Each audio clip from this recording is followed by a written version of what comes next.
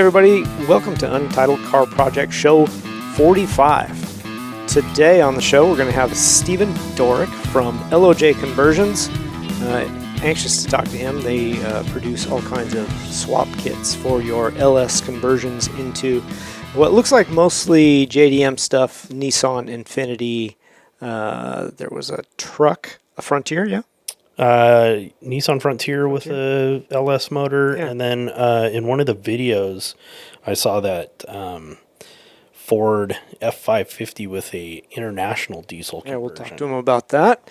Yeah. What else are we going to do on the show today? We're going to talk about the SCCA Time Attack that I went to in Las Vegas last weekend, and we're going to talk about some project cars and probably whatever else we decide to get into. Rabbit hole. I'm Rob Spring. Jeremy Molt.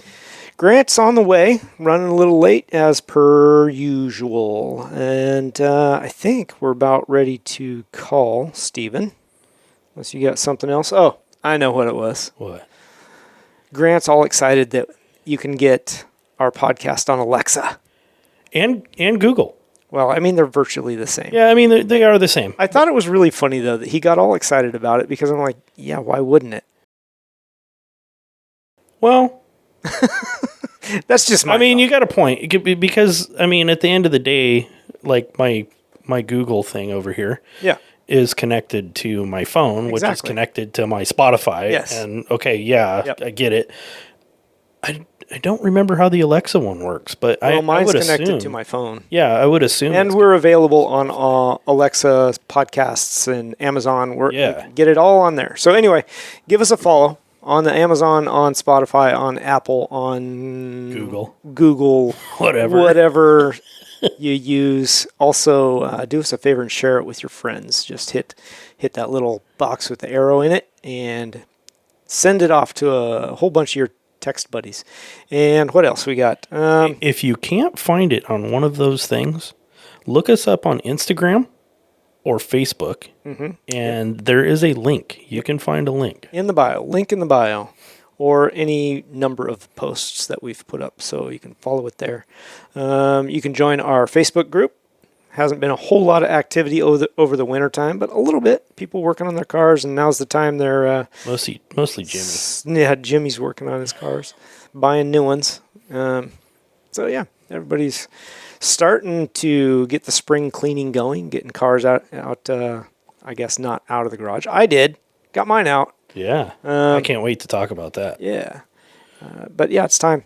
Get them brushed up, ready to go for springtime. The racing season is nearly upon us. So that's exciting.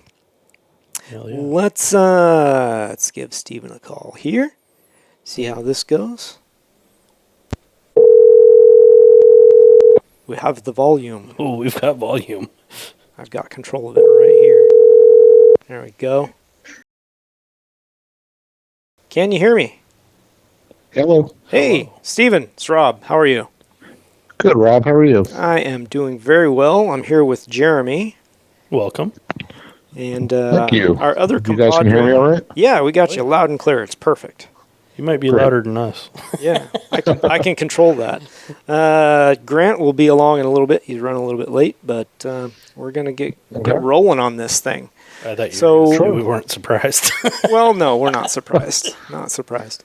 Welcome to the show. Thanks for joining us. Thanks for having me. Yeah, absolutely. Excited to talk about what you got going. So maybe let's start with you telling us what LOJ Conversions is and fill us in on a little bit of background. Well, LOJ Conversions, in my opinion, is probably the premier LS swap company when it comes to at least Nissan and Infiniti vehicles. I think I pride myself pretty well on having built a company that provides the most comprehensive LS swap kits, I think, available for almost any platform. We happen to specialize in the Nissan and Infiniti platforms, but from a comprehensive nature, we sell swap kits for these platforms that literally include everything down to heater hoses and brake booster hoses. So, a lot of companies will sell you a swap kit and it'll be engine mounts, transmission mount, maybe a set of headers, and a couple other odds and ends parts. Right. But they leave a lot to be pieced together by the enthusiast himself, which, in fairness, for a lot of guys, is the fun part. Right.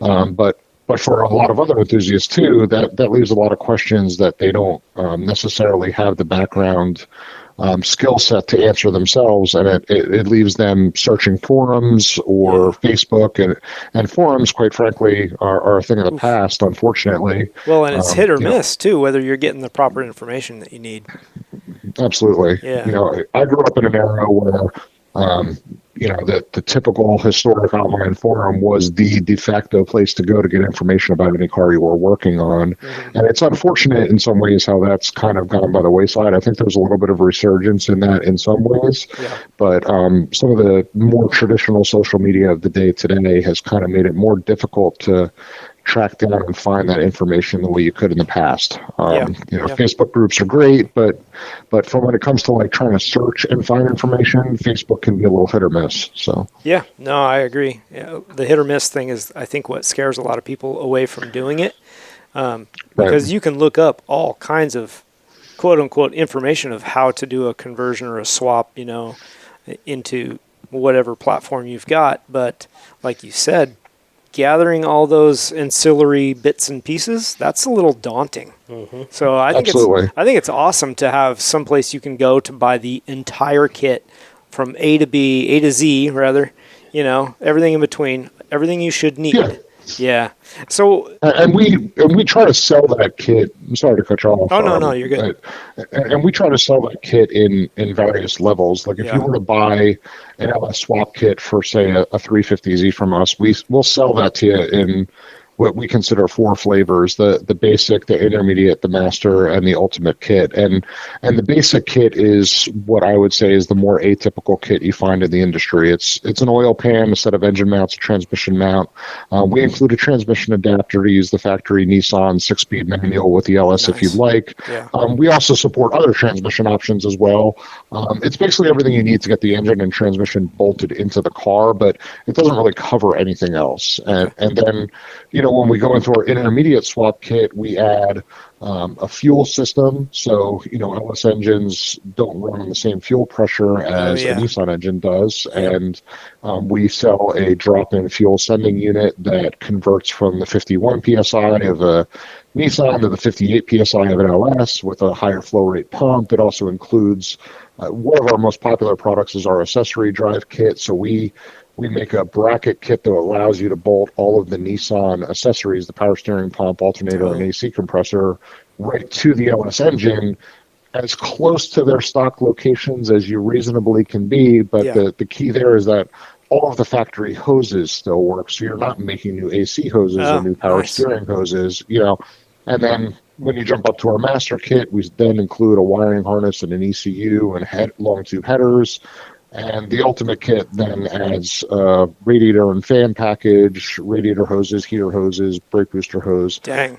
Literally, if you were to buy the ultimate kit, you buy the ultimate kit, a crate motor, and other than fluids, you have everything you need to get the swap done. That's awesome. So, there's so many parts that I would not even have considered until you've got your hands on the motor and you're bolting it all up and it's like, oh man. Yeah. Oh, crap. Yep. Now I got to find hoses. I mean, we had driven a stock G35 sedan from New Jersey to Bowling Green, Kentucky for LS Fest back in 2019. And we swapped the car in our booth at LS Fest and then drove it back home with the LS in it. Oh, wow. So, it was one of those, we pulled in, we set up our display and there's a bunch of vendors in the vendor area. And I think it was either the guys from Speed Tech or one other company came up the first day within the first hour, and the guy threw $100 on the windshield. It was like, there's no way this car drives out of here.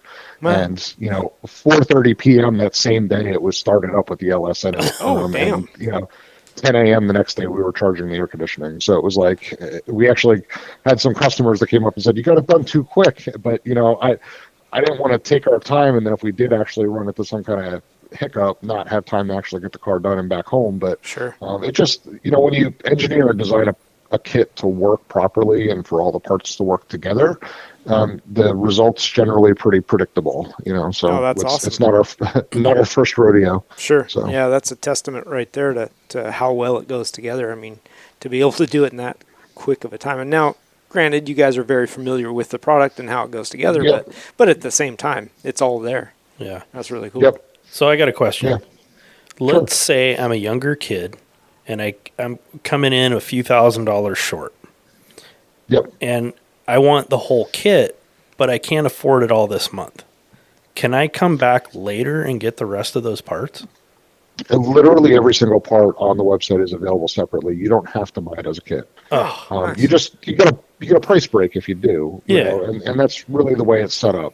And we have plenty of customers that do that. They'll say they'll buy the basic kit first, and then they'll piece the rest of it together either with products from us or products from other companies to make the swap complete. But the idea is, I try to be as flexible as I can. I get that question often from customers. Sure. I can't swallow the whole dollar amount right now. Can I piece it together? And the answer is absolutely. Every part's available separately. I love that. So. Yeah, that's really cool. Yeah.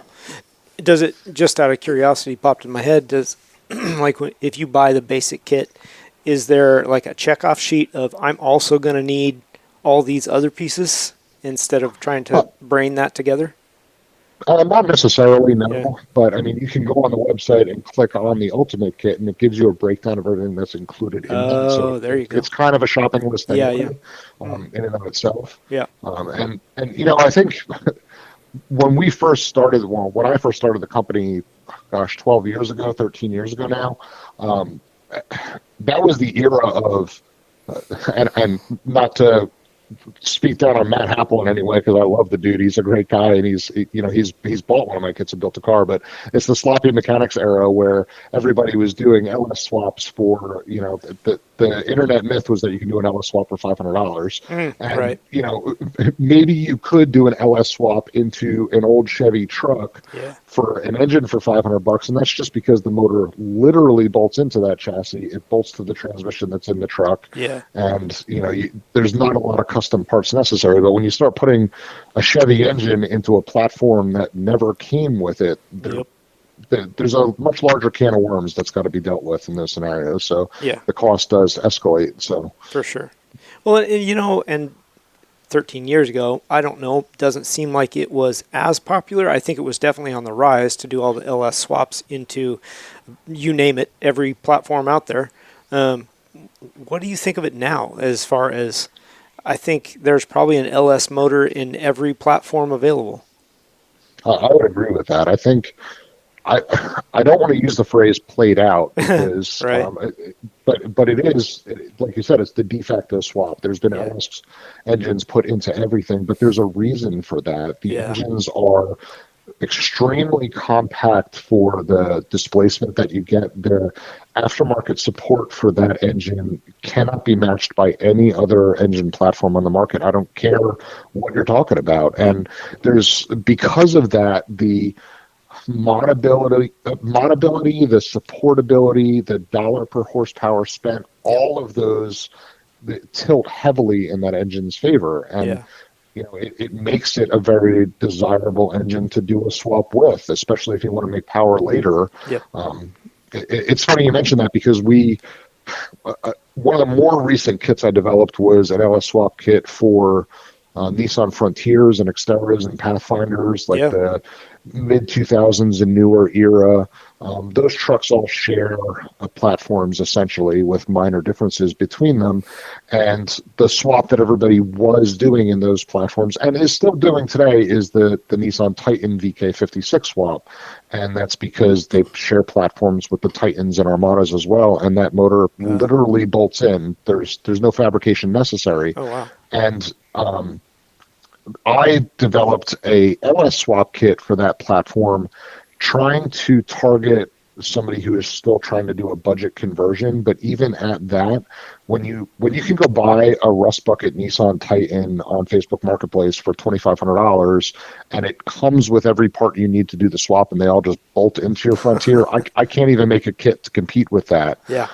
And I started to have to rethink how that platform was going to be kind of tackled from a business case perspective.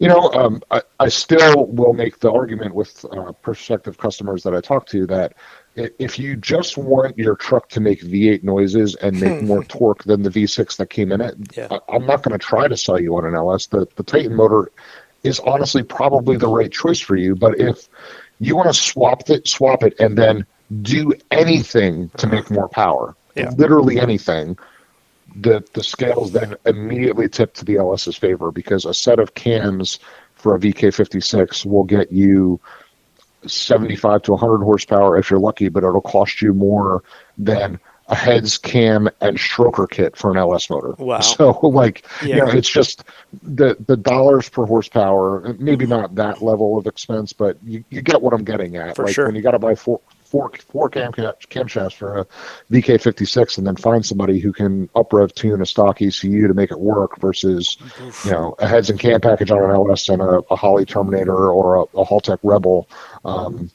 it just, there's a real difference there. Yeah, financially, it just almost doesn't make sense. I mean, yeah, it depends on, I suppose, what you're going after, like you said, but for sure. Let's back up a minute, though. Where did where did LOJ come from, and what does LOJ stand for? Okay, so LOJ stands for Lion of Judah. I'm a Christian, and I tried to bring aspects of my Christianity and my faith into the business. It does very much influence how I run the company and how I try to treat my customers. Oh, that's awesome. And I think the testimonials of my customers over the years would reflect that. Yeah. And where the company started from, I turned 44 this last week, and it's not, obviously I said I've been around the business for 12 years, so I did something else for years before LOJ started, and I went to college to be a mechanical engineer. I actually worked for the Department of Defense for a number of years designing tools for fixing fighter jets for the U.S. Navy. Oh, that's cool. So, and that's kind of where I learned a lot of my design and engineering skills, was from my mentors that I had in that field. And I guess after doing that for 13, 14 years, on the side, I was always building weird swapped cars. Before when I was in high school, I did a B18 swap on a fifth gen Honda Civic hatchback. I did a SR20 swap in a 240 while I was in college.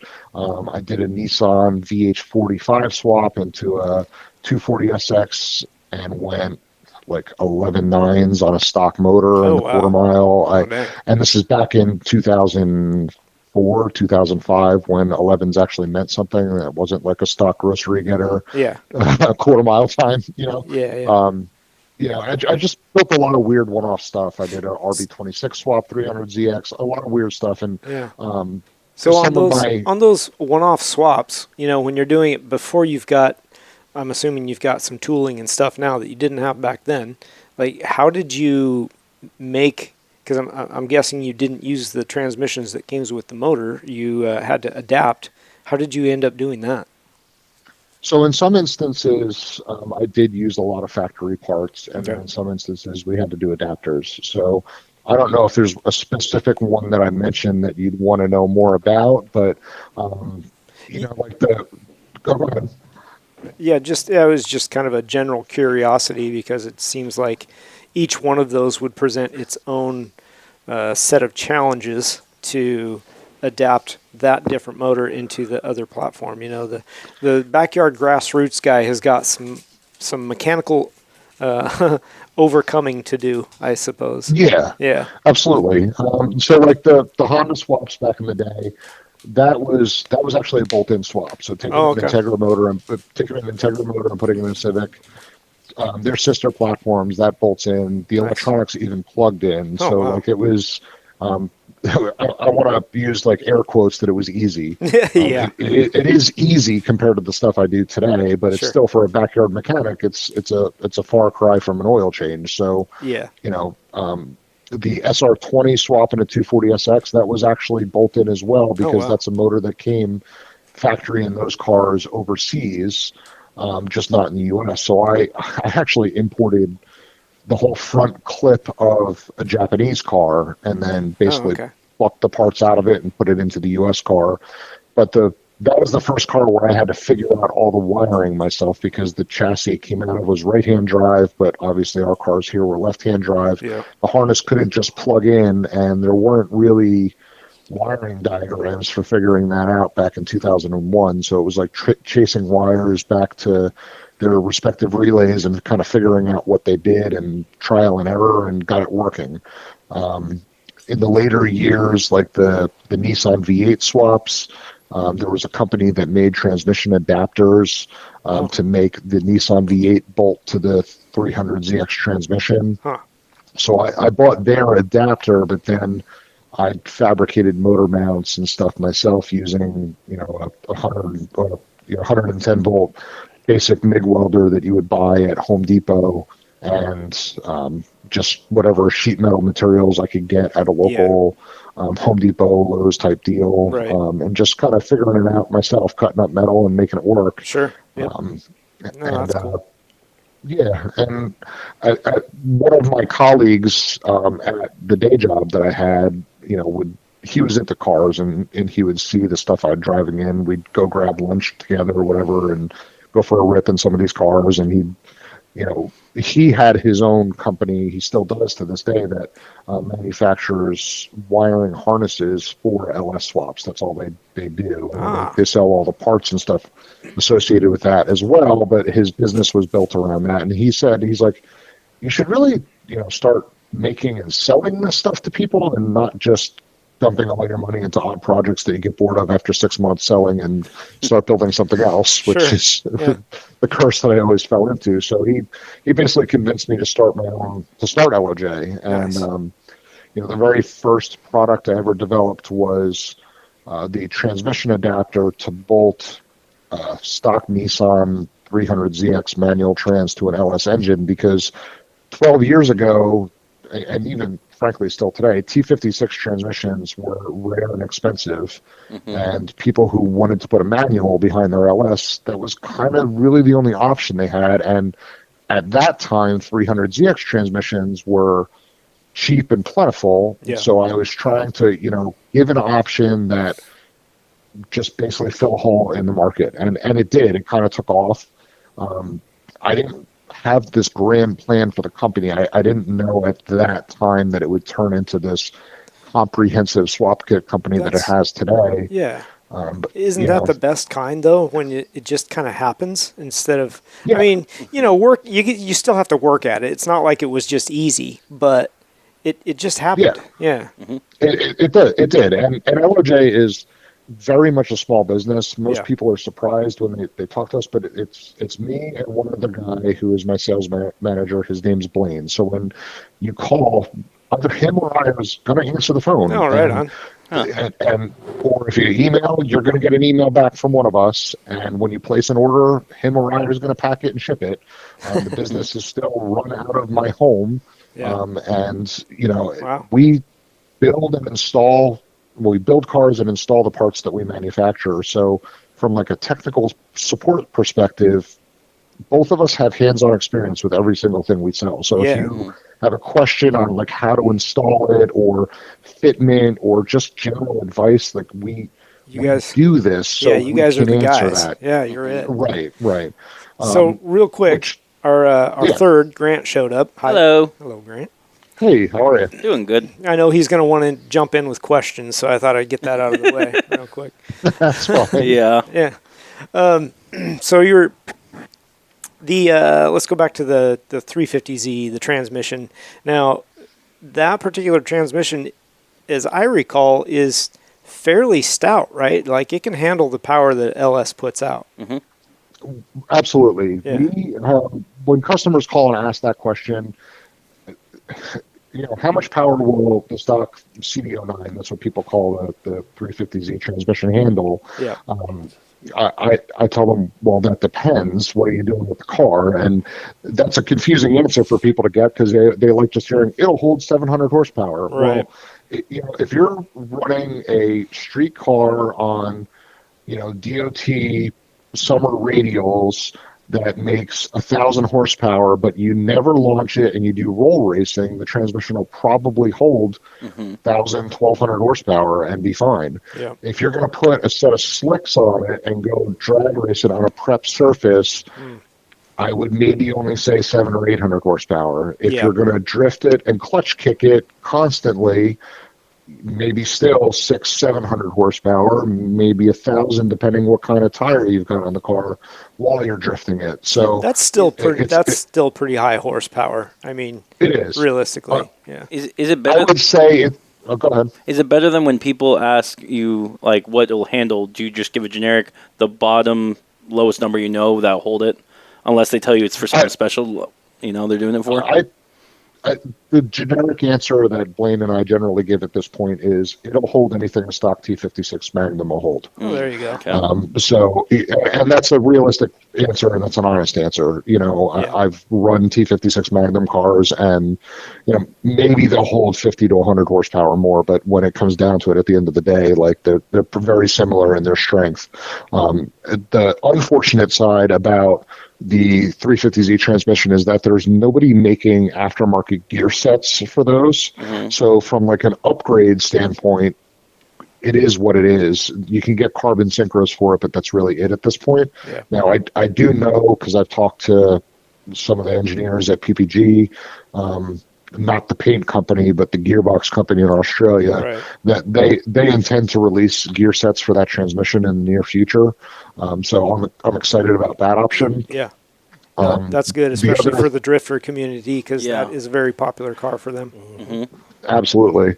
And the interesting thing about the stock Nissan transmission to understand also is that they're both the T56 and the CD09 are 6-speed manual transmissions, but the T56 is a double overdrive, the CD09 is a single overdrive. So, fifth gear in the T56 is the same ratio as sixth gear in the CD09, and the gear spread is tighter on first through fifth on the CD09. So, like, if somebody's building a road course car, the gear spread on a stock CD09 is actually better for that type of use than a T56. But again, it's what are you going to use the car for? So I try to have those conversations so people make the best decision they can that fits within their budget. I don't want people to spend money twice. And because I've done that plenty of times on stuff that I've built, and I know how annoying it is. Right. So, make the right decision the first time, save up a little bit more money and buy the better part the first time, and don't do things twice. But, at the same time, a lot of people have to learn the hard way. I know I did plenty of times through my life. So Well, and that's kind of the backyard mechanic guy too. It's like, unfortunately, we take a step forward and 2 steps back sometimes, just because. Sure. Yeah, absolutely. We're trying to save $1, and then it costs $3. Yeah. So or 12. I can tell you, I've probably rebuilt my race truck 3 times learning that lesson over and over on every part of that truck. Yeah, absolutely. And you piqued my interest. What's your race truck? I have a 2005 Nissan Frontier that I like to call that Crazy Frontier. It is I run it in the Optima Ultimate Streetcar Series. Oh, very cool. I start my part of that series. We do 5 different things when we race, but part of it is called the design and engineering review of your build, and you have to present your build to a set of judges. And I start my presentation with 2005 Nissan Frontier, all-wheel drive, twin-turbo LS, 1,500 horsepower, sequential manual transmission, 4-wheel independent suspension, and just then go on from there, because there's so much going on in that truck that we have 4 minutes to present it, and I can't even scratch the surface of what's going on in that truck in 4 minutes. But so that's the truck that's right on the face of your website then. It is, yeah. Okay. And that I have won the regular season championship in the Optima Ultimate Streetcar Series for the truck class for the last 3 years running. Nice. In that truck. So it is a weapon. And I'm actually taking a break from the series this year, but it's been quite an experience running that truck for the last 3 years. How come you're taking a break? Just to catch up on some projects or other focuses right now, or what? A little bit of everything. I was intending to take this year off regardless of anything, simply because I do need to focus up more on new product development. I'll spend more time working on the business instead of in the business, if that makes sense. Yeah. And also, my kids are getting to an age where I really want to spend more time with them and That's good. and do more things with my family. So, racing is fun, and I'm glad my family gets to come with me. But they're only this age once, so I'm trying to focus up there. So no, that's cool. Absolutely. You got something? Yeah, I was going to ask, circling back to your truck, what's the all-wheel drive system out of that? How, That's a good question. what, yeah, where'd it come from? so that has evolved a bit over the years. When I first built the truck, it had a TR6060 trans out of a 5th gen Camaro. Okay. And I pulled the trans apart and put a main shaft from a C6 Corvette and a tail housing from a C6 Corvette onto that trans. Okay.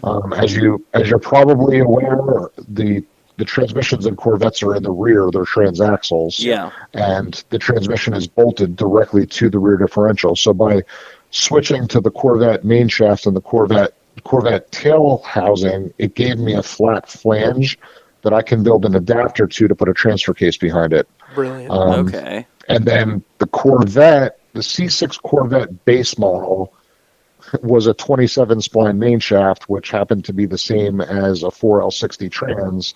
So the transfer case that came in a Trailblazer SS slid right onto that main shaft with no kind of spline adapters, and then I just had to make the bolting part bolt together, but I didn't have to do any special, splined coupling deals or custom input shafts on the transfer case or anything. So that was version 1, and I built one of those for myself and one of those for Jeremy Fermato from Faster Proms. I don't know if you remember his YouTube channel back in the day. He was associated with Cletus McFarland back. Okay. Again, this is going back 7-8 years. Yeah. Maybe 6-7 years. I built it. I built one for Jeremy as well. He actually put his in an S10, and being a YouTuber, his focus with that vehicle was doing crazy things, and he would, chain his S10 to a telephone pole to do all-wheel drive burnouts and really torture test the durability of that combination. Yeah. He exposed some weaknesses that I never did when I raced my truck. I never broke the 27 spline Trailblazer setup when the truck was making 700-800 horsepower.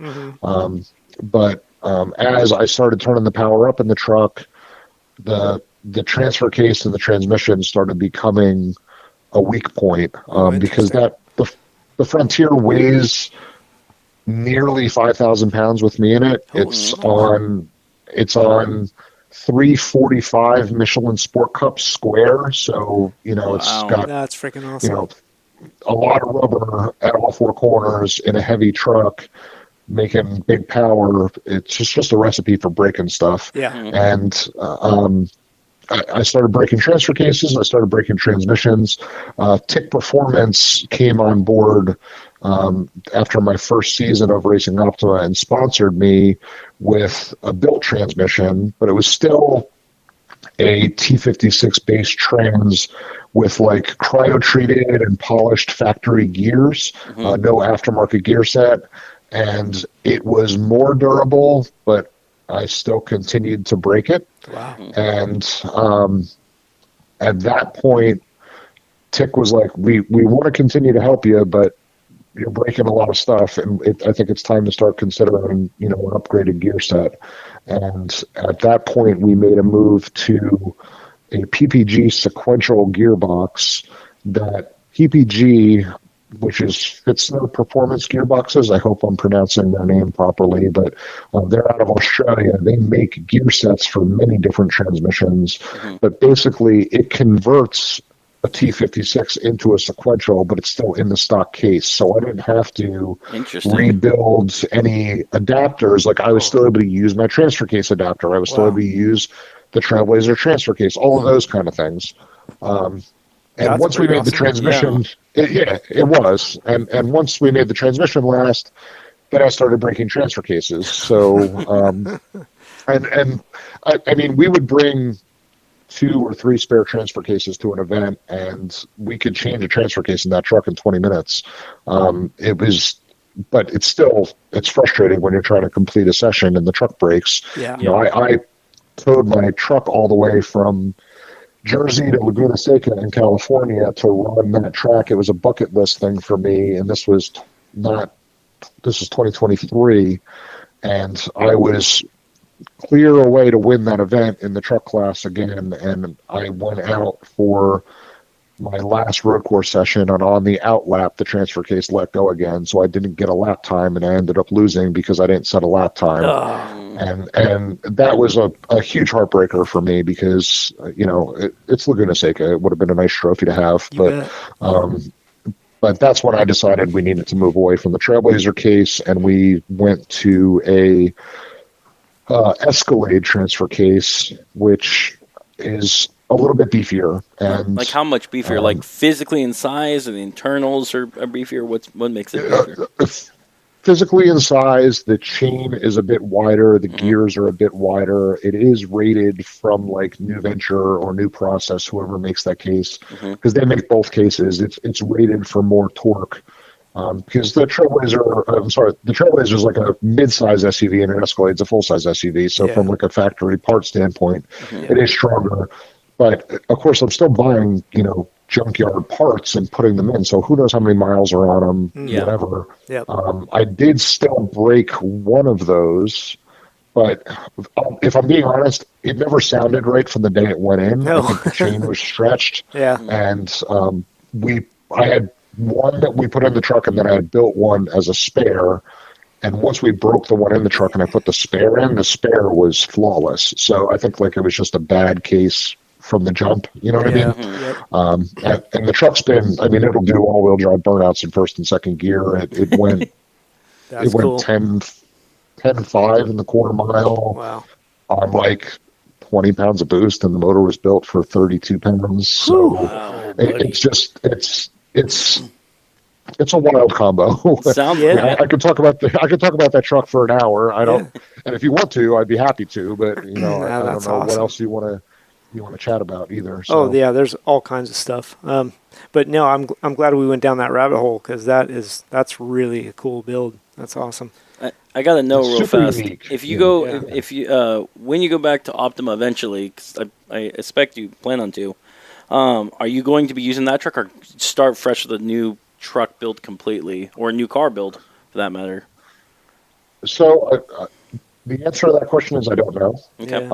The last event of last season was Virginia International Raceway, and on my last road course session, I thought I needed to go faster to secure the win. The guy who was my closest rival in that series was at the event, and he had set faster road course times than me. And the way Optima is scored, I know you guys had Jimmy on the podcast a couple weeks ago, but you know, there's 5 different aspects of that series. There's the design and engineering judging, there's the road course, there's autocross, there's a stop-start challenge, and there's a countryside cruise, and each one of those segments is worth up to 100 points. A perfect scored event would be 500 points. Okay.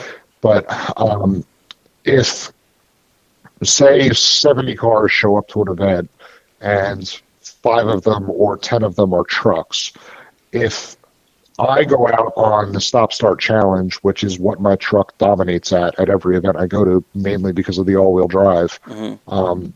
If I set the fastest stop-start time of every vehicle that's there, all the cars, all the trucks, everything, and then the second fastest truck sets the 10th fastest time overall, I will get 10 more points than that guy, because every vehicle is on the same points table. The fastest one gets 100 points, the second fastest gets 99, the third fastest gets 98, and so forth. Gotcha. So from a class standpoint, it's advantageous to do really well in one segment. You know, most trucks are rear-wheel drive pickups with not a lot of weight in the back, so they don't accelerate well. So they tend to do not as well in the stop-start challenge aspect of the competition because of that. But because my truck was all-wheel drive, there was multiple events I went to where I did place first in the stop-start challenge and sometimes gained myself 15, 20, 25 point advantage just in that one segment because of that. Yeah, it makes sense. But at the same time, my truck, because it's so heavy compared to a lot of the trucks, doesn't necessarily do very well in autocross, so I would lose points there. But it was a way of like kind of optimize your setup as best you can to get as many points where you can. Yeah. So at VIR, I thought I was ahead in the stop-start challenge. I was ahead in design and engineering, but I was close in autocross and I was behind on the road course, and I thought I needed to close the gap on the road course to make sure I had enough points to win. So I went out and sent it a little too hard on the last road course session and went four wheels off and drove the truck through like an irrigation ditch on the side of VIR. And it didn't hurt any of the expensive parts of the truck, but it did a lot of cosmetic damage and a little bit of a couple bent control arms and things like that. But the truck drove off the track under its own power. It needs a lot of work to get it back to being ready to race. And it's one of those, do we invest more time and money and take it even to the next level, try to cut some of that weight out of it, or just fix it how it is? And listen, I won for 3 years. Let's build something new and do something different. Yeah, and that's something Blake.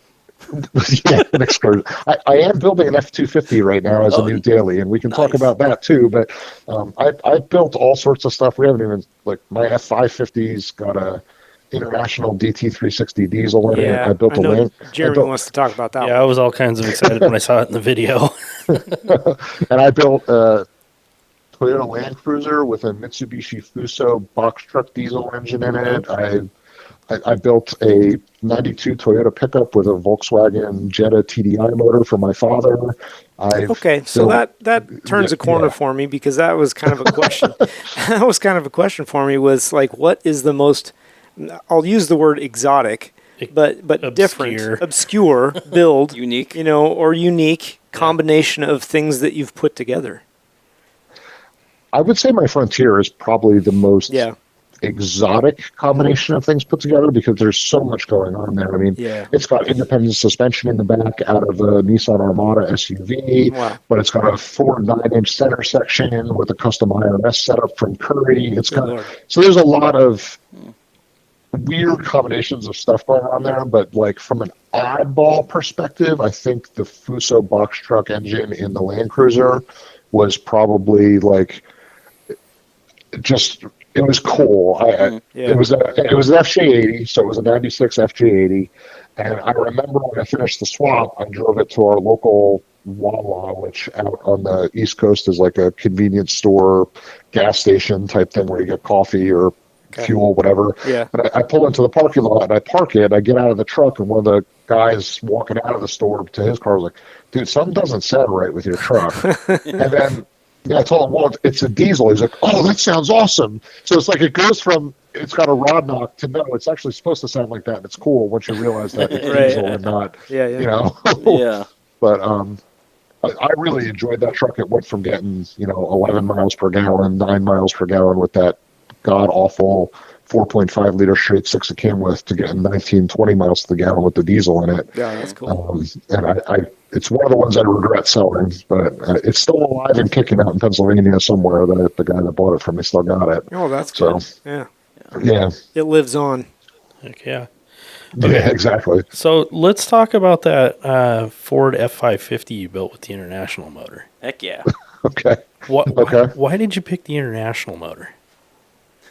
I don't know, man. That was one of the worst decisions I ever made, I'll be honest with you. Really? Like, yeah. I mean, I still have it. I've had that truck for, gosh, I'm looking at my wife now sitting there. How long have I had that F550? 9, 10 years, probably. It's been a long time. But I had a 95 F350 with the Power Stroke in it. Mm-hmm. As like, that was my first full-size truck, like dually you tow with it kind of truck that I ever bought. And I towed it in an enclosed car trailer, and the thing it did it, but it didn't like it. And I was like, I need something a little more capable. And I don't know why I thought buying a 350,000 mile F550 with a Western hauler back on it on eBay from across the country for, $5,000 or $6,000, thinking I would get a good truck would be a good idea. And it was problem after problem once I got the truck. And I know it's a good idea when it's like 3 a.m., you're looking online, you see it on eBay, and you be like, oh, I should bid on that. I should hit buy. Exactly. And then the truck gets delivered, and reality sets in, and you're like, what did I buy? What did I just do? And listen, the 7.3 Power Stroke is a great motor when it's working properly, but when they've got 350,000 miles on them, and the last probably 150 were just neglected from a maintenance perspective, and it needs harnesses and glow plugs and relays and injector driver modules and injectors and all these other things that when you start adding up, it's just a boatload of money. I started looking at swap options, and Smart. As you can probably gather at this point, I like the more unconventional things and not the thing that everybody else is doing. Yeah. So do you have this just drive to be like, I need to do something nobody else has done? Yeah, I would say that. Yeah, for sure. Yeah. Because go ahead. I've seen Ford trucks with Cummins motors, but I've never seen anybody go international. I mean, international kind of makes sense because Ford and International seem like, and that's similar. That's right? where it was. Yeah, that's where it kind of originated from. Was like the Power Strokes and International motor. I kind of wanted to stay within that Ford International relationship, and I didn't want to do a 4BT or I'm sorry, a 4BT, a 6BT, because like you said, a lot of guys have done that. And so the International motor again is a 5.9 fully mechanical inline 6 diesel, and there's a company in PA, I believe it's PA, Carson Stauffer Diesel, that does a lot of tractor pull stuff with the International motors, and they made transmission adapters to put the Ford transmissions behind the International motors. So again, at that point, it was right when I was starting the company, it was new. I was like, I'll just buy their adapter and I'll buy a school bus and I'll pull the motor out of a school bus and I'll do this swap and it'll be easy. And famous last words, it'll be easy. It'll be easy. Here, hold my beer. I mean, it probably took me 6 months start to finish that swap. Oh, that's not bad. That's not bad. I mean, coming from garage guys, that's not bad. And in typical fashion, I can't leave it alone. I buy big injectors and a turned up injection pump and put compound turbos on it. And I ran, just for a little background on that International motor, I don't know if you understand the difference or your listeners would, but that's a true medium to heavy duty diesel over the road truck engine. Yeah. It's a wet sleeve design. It's not a dry sleeve. It's made for in-frame services. It's really, really robust. Not to say a Cummins isn't robust. Please don't interpret me saying it that way, but the Internationals, you'll put 500 to 1 million miles on one, and that is normal intended use for one of those engines. That's what they were designed to do. Yeah. It has 26 head bolts that are 1 inch diameter. It is wow. It is absurd. It weighs more. The engine weighs as much as a Honda CRX. So it's okay. And that's not a joke. My Harbor Freight cherry picker was screaming for its life trying to pick that thing up. So but I was like, I read all these stories online how they're indestructible and you can do whatever you want to them and run as much boost as you want and whatever. So I did all these mods to it, and I remember I was whipping on that truck, and an F550 was moving like an F550 should not move. Mm-hmm. And one day, driving to work, I floored it, and it hit 110 pounds of boost, and a lot of smoke came out the tailpipe. 110 pounds? Oh. Yeah, 100. I didn't put a wastegate on it. I just sent it. And yeah. So, and the truck then sat with a blown head gasket for probably 3 or 4 years. And then I put another motor in it, and I'm still driving it. I drove it to work today. Nice. You put another international motor in? Yep, another international, but I got rid of the compounds. I put a single, like, turbo, same size you would put on a Cummins on it, and I put smaller injectors on it, and it still makes great power, but, like, it's reasonable now, and I can floor it, and other than the EGTs going out of control, if you don't keep an eye on it, like, it's not just going to explode. But, you know, it's different. Yeah. Yeah, that's awesome. That's kind of insanity, actually. Gauges, heat, air conditioning, all that stuff works in it. Yeah. I've probably put 50-something thousand miles on that truck since it's been swapped. We drove it to South Carolina to help a friend move. We've had it all over the place.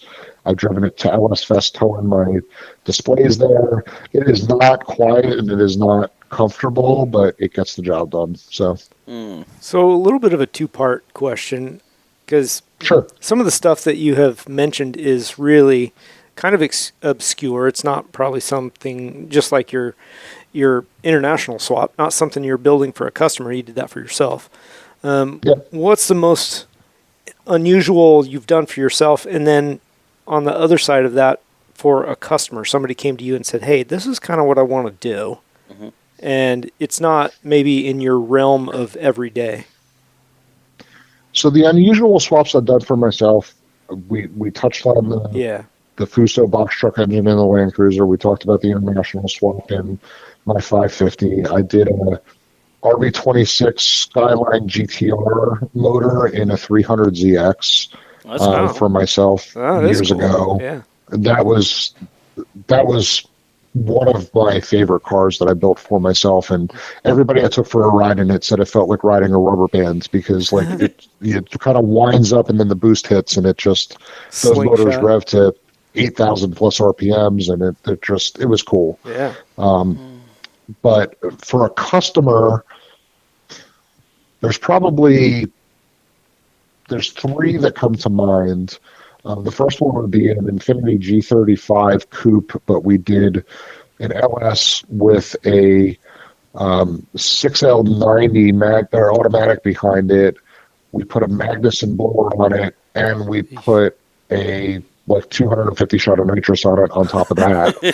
And, yeah, right. And then it was like wide body, crazy. It was just a pretty wild, over the top build.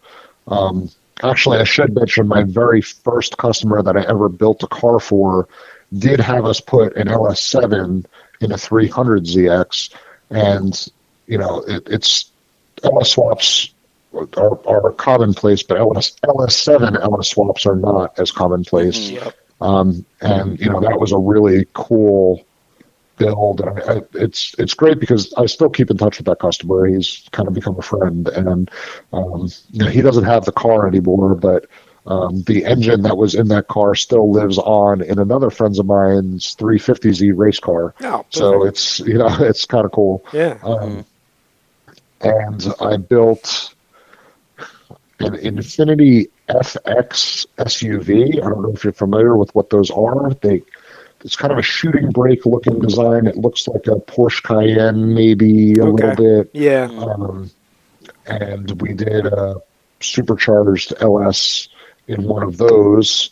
And then right now we're working on a Datsun 240Z with a VR38, which is the R35's GTR engine. Okay.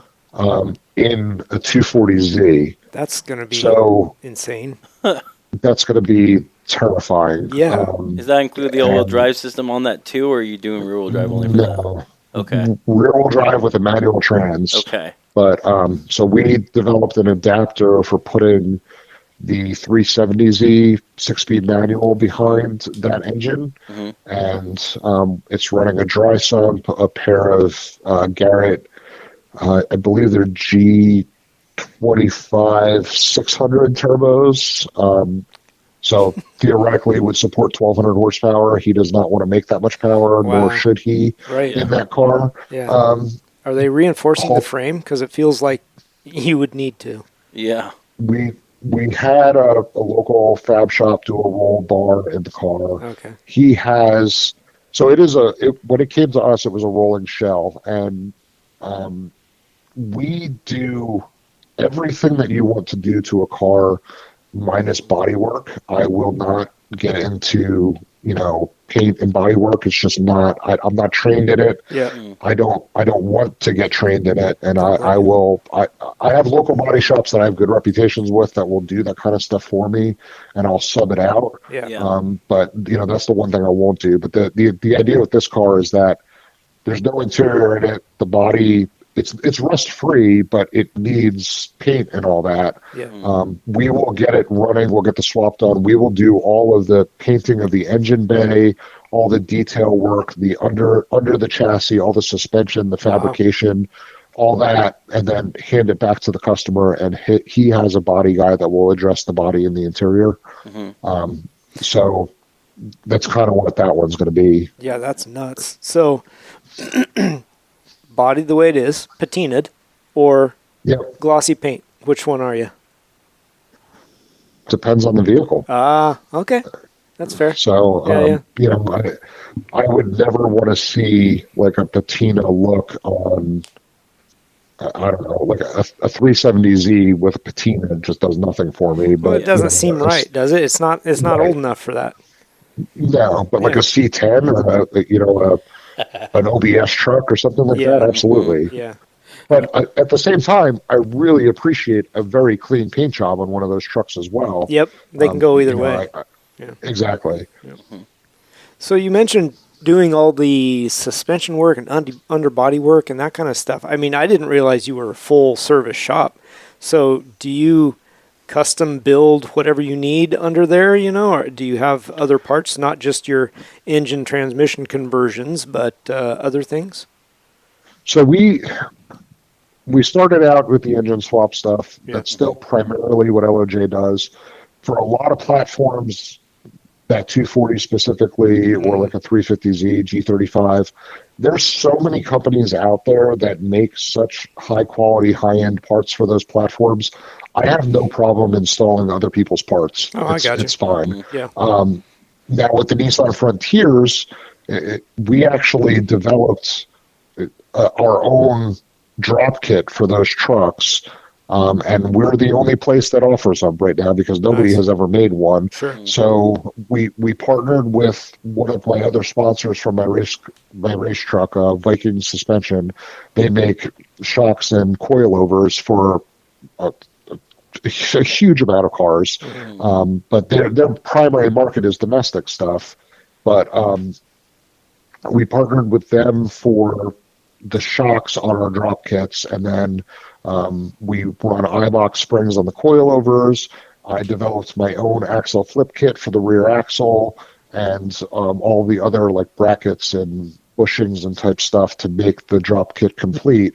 But you can shop from us now a 2.4 drop kit for a 2nd-gen Nissan or a 3rd-gen Nissan Frontier, and nobody out there makes that right now. We've sold quite a few of them. Most guys, when they think Nissan Frontier, they think lift kits and 33s. Yeah. But the pro touring truck market on the domestic side has gained a lot of popularity, but on the import side, it really doesn't exist. And I think there's a market there for it. I'm trying to curate it a little bit myself. Trucks can have fun too. It's funny when I go to like grid life events or other track days with my Frontier, it looks out of place, but then when you're getting smoked and you're by a pickup truck, people's opinions change a little bit. Yeah, I love that. I think a pro touring Frontier is awesome. That's such a cool thought. I would probably start to question my life. Your choices. If I got smoked by a truck. We can talk about that later. I like the pro touring truck scene is really exploding. I think it's pretty cool. And I think you're right though. There's more room in that. Yeah. I mean, we've built 4 now. including my truck, we built three Frontiers and one Xterra, actually. And the Xterra is wild. I mean, that thing, we dropped it. It's probably 4.5 inches drop at the front, like 6 in the rear, and converted it from 4-wheel drive to 2-wheel drive, converted it to independent suspension in the rear. It's got a it's got an LS3 in it, with a big cam that makes 500 plus horsepower, racing seats, Haltech engine management, digital dash, motorsports ABS, aero. That's no joke. We're just wrapping that build up right now. We're going to be delivering it to the customer in 2 weeks. Wow. And we did post some pictures of it later last year. He had it out at that same event at VIR, kind of for shakedown, but none of the cosmetic or aero was done at that point. It was just a swap. Yeah. And now we've spent the winter getting the rest of the detail work done on the truck, and we're ready to deliver that in, like I said, in a couple weeks. Yeah. So that's really cool. Mm-hmm. So for you, the motorsports scene, you're definitely into it. Did that come? Were you kind of hooked on motorsports before you started doing a lot of the builds, or other way around, or kind of at the same time? Well, that's kind of the other ironic thing about it, is that the short answer to your question is no. I was never really into motorsports, definitely not competitively. The first time I ever, I'm using air quotes again, raced, was, drag racing at Echo Raceway in New Jersey in that Civic that I built, or that 240SX.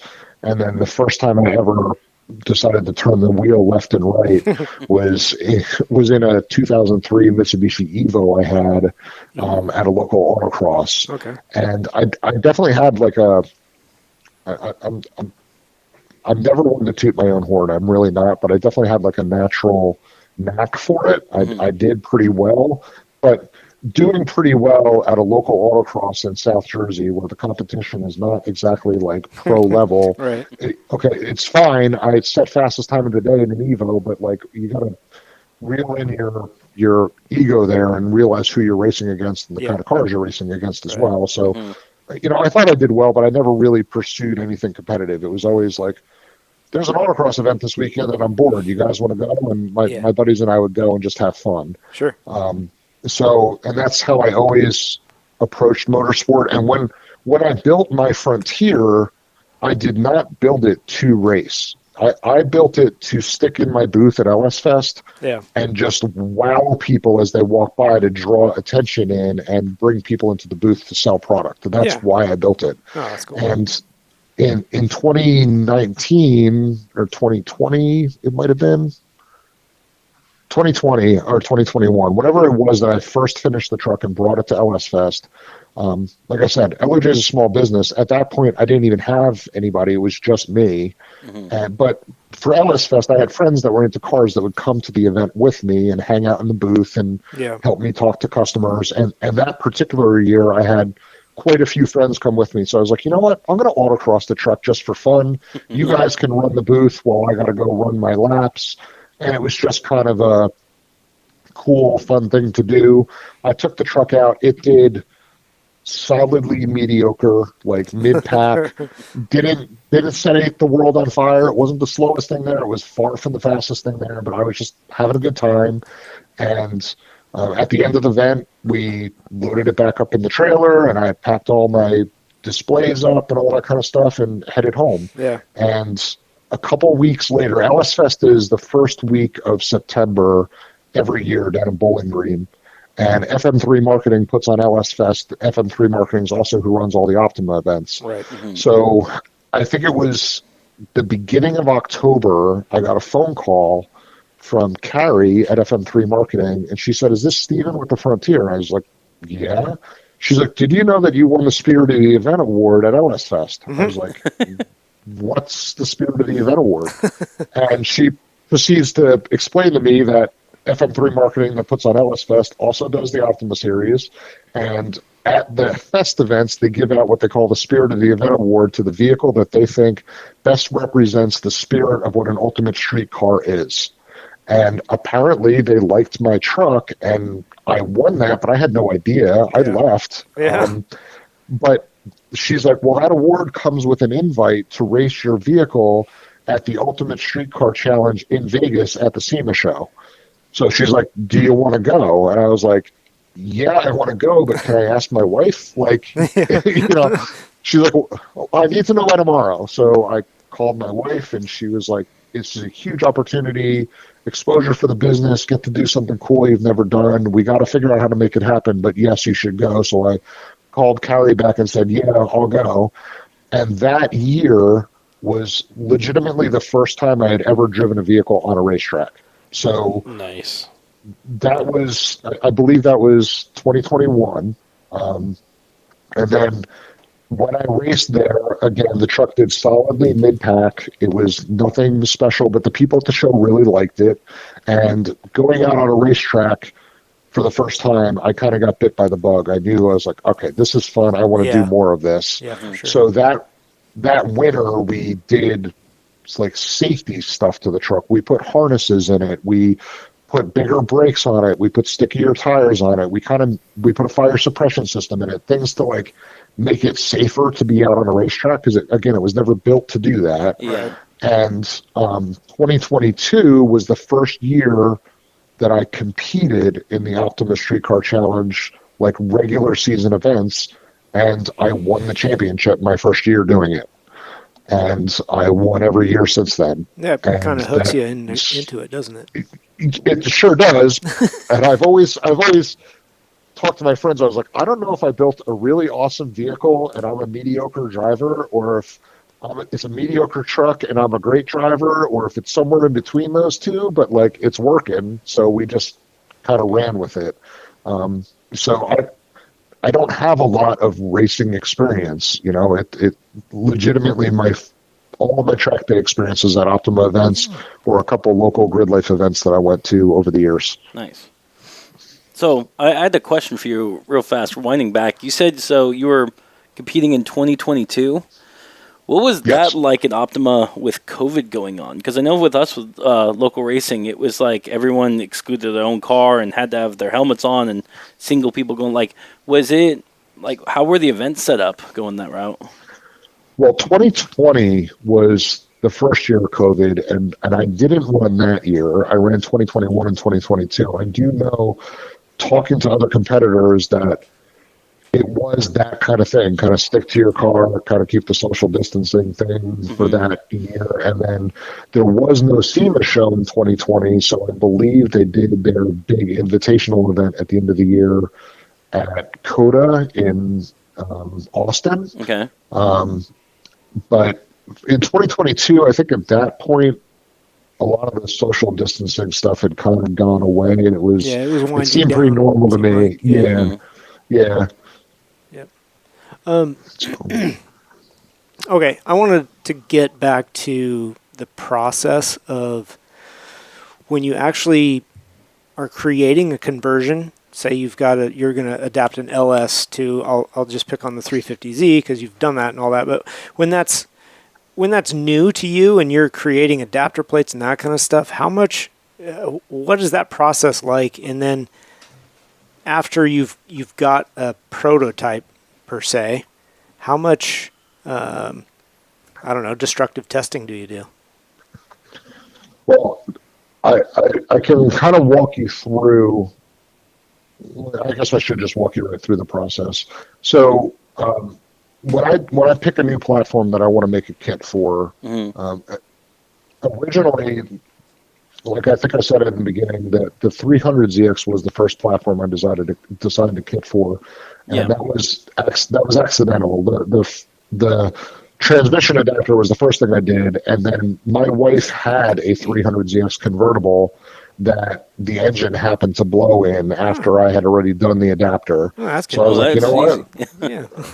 let's make a kit. You know? There you go. And so, and in that car, that was a little bit trial by fire. And the biggest thing for me is proper engine placement in the chassis. Yeah. And trying to balance not only having proper engine placement, but also still utilizing as many factory parts as we can. So the 300ZX swap kits, we used the stock 300ZX transmission initially.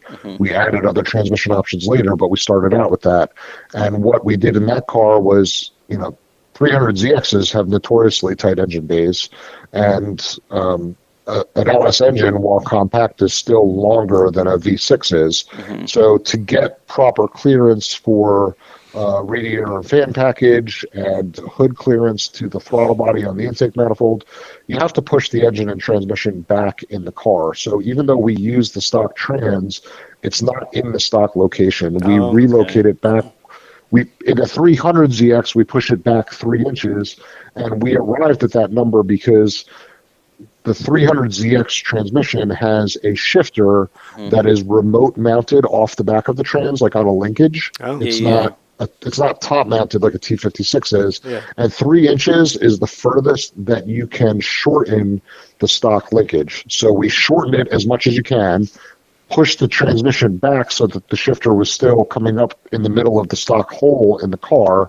And then that kind of located the engine from a forward and back perspective, because that's as far back as we can go. And then we built motor mounts and oil pan around that position, keeping driveline angle correct for the differential angle in the car, and hood clearance and balancing all those other things. And then all the other parts, once you've got the engine placed, everything else kind of gets designed around that, if that makes sense. No, it totally does.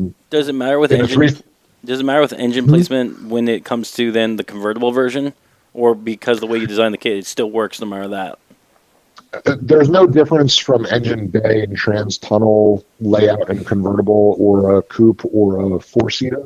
So like none of that mattered. But structurally though, because I know, like, for example, you put a lot of power in there and shift the weight around.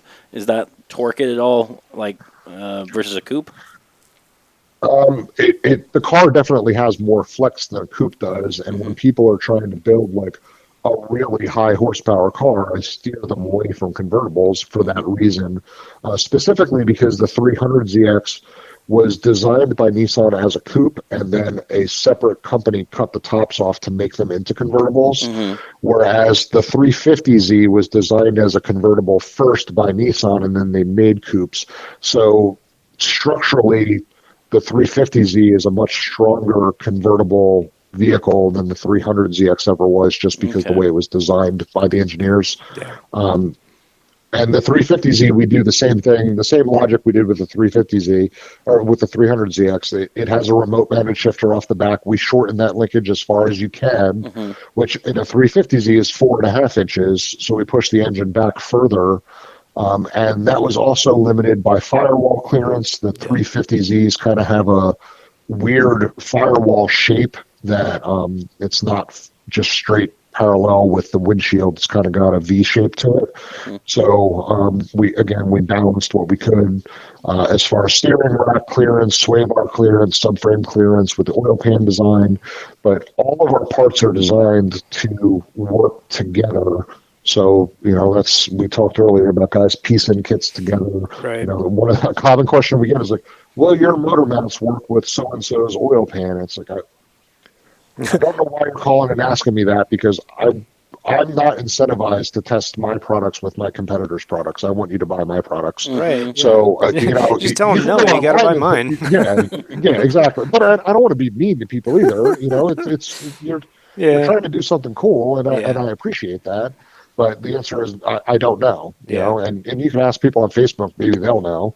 But, we have a lot of people that'll say, they'll go on a Facebook group and say, the Jegs oil pan, generic rear sump oil pan works great with the LOJ kit. And then we have somebody buy it, and, well, technically it fits if you like your oil pan to hang below the cross member 1.5 inches, and you're not worried about going over speed bumps. And then those people end up either literally ripping a hole in the oil sump or just realizing that this is a bad idea and calling us and buying our pan anyway. And listen, I design the parts at LOJ. We fabricate prototypes here. I do engineering drawings, and then we work with a number of suppliers in the U.S. Every part that we make is manufactured in the U.S. by a U.S.-based company with U.S.-based and sourced materials wherever we can, and I take a lot of pride in that.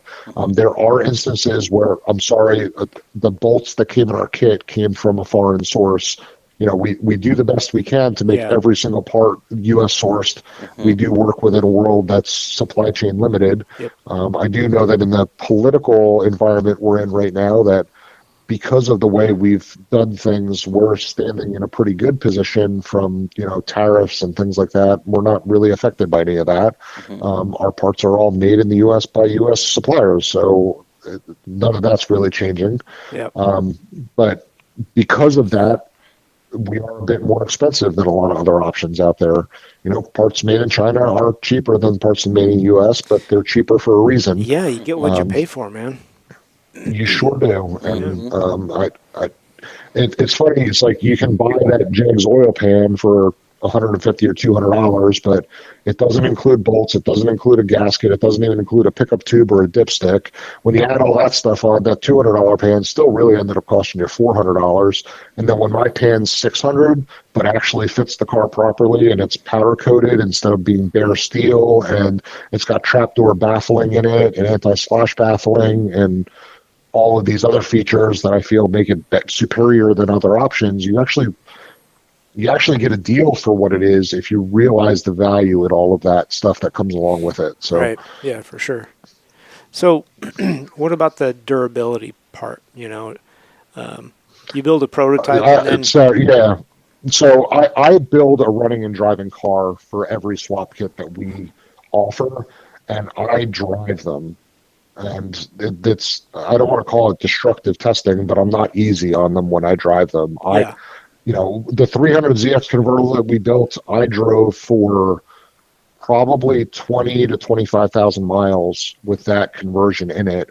And any time that we experienced any type of failure, the remedy for that failure would get rolled into later revisions of the parts. And if customers broke stuff, I replaced it for them. I can be honest that we've not had hardly any failures of any parts. Have we had cracked motor mounts here and there? Yeah. Sure. And I replaced them for people, but I've sold hundreds and hundreds and hundreds of motor mounts. So to have to replace, I don't know, probably 2 or 3 engine mount brackets in 12 years, I think is a pretty good. Yeah, that's not bad. Pretty good run. Yeah. Obviously, things like clutches, I can't warranty that because I don't know how you drive your vehicle, and I shouldn't say we don't. There are instances where we have, if there's obvious mechanical defect in the manufacture of the part. But it's pretty easy for people who have been around clutches for a lot of years to identify whether that was a abuse failure or a manufacturer failure. And that's the type of testing we do. Now I do finite element analysis in the CAD software that I use when I design parts to try to ensure that they're not going to break in the first place anyway. That's cool. But real world testing I think is more valuable than anything else. Well, it's more fun. That too. Yeah. I built a G35 sedan that I ran for 20,000+ miles. Again, that car, I drove it for 20,000 miles. I sold it to a guy. He drove it for another 20. He sold it back to me. I drove it again for probably another 5,000-6,000 miles. Then I sold it to a guy in Hawaii, and that guy's still driving it today. That car's probably had 100,000 miles put on it with the conversion, and awesome. All the parts in it are original still. So, and our long tube headers are made by Cooks down in Mooresville. They carry a lifetime warranty to the original purchaser. I've never had to replace a header for anyone in 12 years of being in business. I really try to pride myself on the quality of the products. So That's awesome. Nice. So I got to ask, I see on your website you have the LT engine, the Hemi engines. Why no 5.0? Why no Mustangs? There's a Coyote in the shop right now. I'm not going to tell you what it's going in, but that might be the thing that I end up racing instead of my truck as well. Ooh, so very interesting. That's a good little. The Coyote is huge. Yeah. from a width perspective, it's an awesome engine, but like it is not the best swap engine. We've done measurements. It won't fit in a 350Z or a G35 without cutting and denting things. That's not to say I don't want to offer it anyway, because I think it would be cool and people would still, especially guys that are building like drift missiles or track cars, would definitely want to. For a daily, I don't know if somebody wants to hack up a car that much, because you know I build a lot of nice street cars, and I'm kind of new to building the race cars. And I think in some ways building nice street cars is actually harder than building race cars, because from an NVH perspective, fit and finish, you know, I've got my personal not race car, but cool car that I built for myself is a 2009 Infiniti M35, which is kind of the bigger sedan. And it's got a 6.2 LS with a 6L90 automatic in it. And I spent a lot of time working with my CAN bus guy to get all of the factory gauges working, air conditioning, everything in that car functions like it came stock. I made the stock Infiniti shifter work with the GM trans. The tap shift works with the manual shift mode. Everything, the dash cluster displays manual mode when it's in manual mode, what gear you're in, all of those things, because I'm a little anal retentive with my attention to detail on that kind of stuff, and I want everything to work. And I want to be able to hand the keys to my mom, and she can get in the car and drive it, and not, if you didn't know it was swapped, you wouldn't know. You know what I mean? It drives and operates like it's supposed to. From inside the car, exactly. You wouldn't know the difference. That's a good way to do it. That's what I try to aim for any of the cars I build on. Not me, man. I got dashboard lights on everything. It rattles. It shakes. So if the 5.0 is a little bit, it's harder to get into cars. I take it because the heads are so wide, right? It's wider than a Hemi. Have you thought about doing the 7.3 swap, or because I know that's at the start of where people are going to start swapping those in the cars, because it's an overhead valve. Bigger. It's small. It Really? is a small engine. The 7.3 is The 7 is small because it's an overhead valve instead of overhead dual overhead cams, and so it's a smaller package wise. Interesting. With the bigger bore, yeah. But you can get. I can confirm all of that, because I bought a 7.3 and 3D scanned it for developing parts for it. And I might have just turned the key and started a 7.3 swapped vehicle for the first time last weekend. Ooh, nice. But it's the biggest problem with the Godzillas, the 7.3s and the 6.8 motors, is the way that Ford drives the oil pump on those engines. Okay. And that may seem like, why is that a problem? Well, the pump itself is part of the pickup tube. It is, if you remember like old small block Chevys, how the pump, or it might have been big block Chevys. I don't have a lot of big block, small block experience, I'll be honest with you. Okay. But how I believe they have oil pumps that kind of bolted to the bottom of the main cap, I believe, and were driven by the distributor. Like, so the pump is kind of in the sump itself. It's not a gear rotor pump driven off the snout of the crankshaft like a modern LS is, or a lot of newer Hondas and Toyota motors and all that kind of stuff. And the Godzilla is similar in that vein, that there's a chain driven jack shaft built into the windage tray, and the pump is submersed in the sump of the pan. And because of that, it's very hard to put a shallower pan on the motor or put a front sump pan on the motor, because the way that's driven. Now, years ago, when the Godzillas were new, there was a company, gosh, I wish I remember the name, because I raced with the owner in Optimus series. He developed a new billet front timing cover setup with a new oil pump drive setup that allowed you to run front sump, rear sump, shallow, deep, didn't matter. And he was kind of the first guy in the market with that. But while it was available, it was very expensive. Okay. And then last year, Holley has now released a new oil pump setup that it kind of looks like an LS style oil pump, driven off the crank snout on the front of the Godzilla motor with a new timing cover, but it's all cast aluminum stuff. I don't want to smear Holly in any way, but I can guarantee you it's made overseas because that's where all of their stuff is made. Yeah. And I don't know what the quality or durability of those parts would be like in a racing application, but because they made those parts, I now have options. If I want to buy their oil pump setup and their timing cover, I can now make a front sump oil pan to make a Godzilla work in a 350Z if I wanted, whereas that really wasn't an option before. And it is something Blaine and I have talked about, something we would like to do. I have the scan data for the engines. The Godzillas, unfortunately, are all iron blocks, so they're light for what they are, but they are a good bit heavier than an aluminum block LS. What about Ford's Megazilla motor? Aren't those I know the heads are made of aluminum, aren't they? Yeah, the heads on all of them are aluminum. But, I don't know if the Megazilla block is aluminum or iron. I haven't really dug into it much. Okay. Because the other thing I was going to ask the Megazilla, if you knew if the oil pump system on that one was different, because they designed that motor off the Godzilla motor, but I know there's changes about it, and it was more for performance. I mean, I'll be perfectly honest. I have not done much research into it, so I'll definitely take that away from this conversation and go look into it more, because as long as they make the oil pump drive options more plentiful, I think it'll become more feasible to use it as a swap option, because it is way, way more compact than a Coyote. It's nearly as compact as an LS. So I'm not super familiar with it, but can you remote dry sump one of those motors? Oh, yeah, absolutely. And would that kind of solve that issue? It would, for sure, but then you start getting into the cost associated with the dry sump. Cost is no issue. Come on now.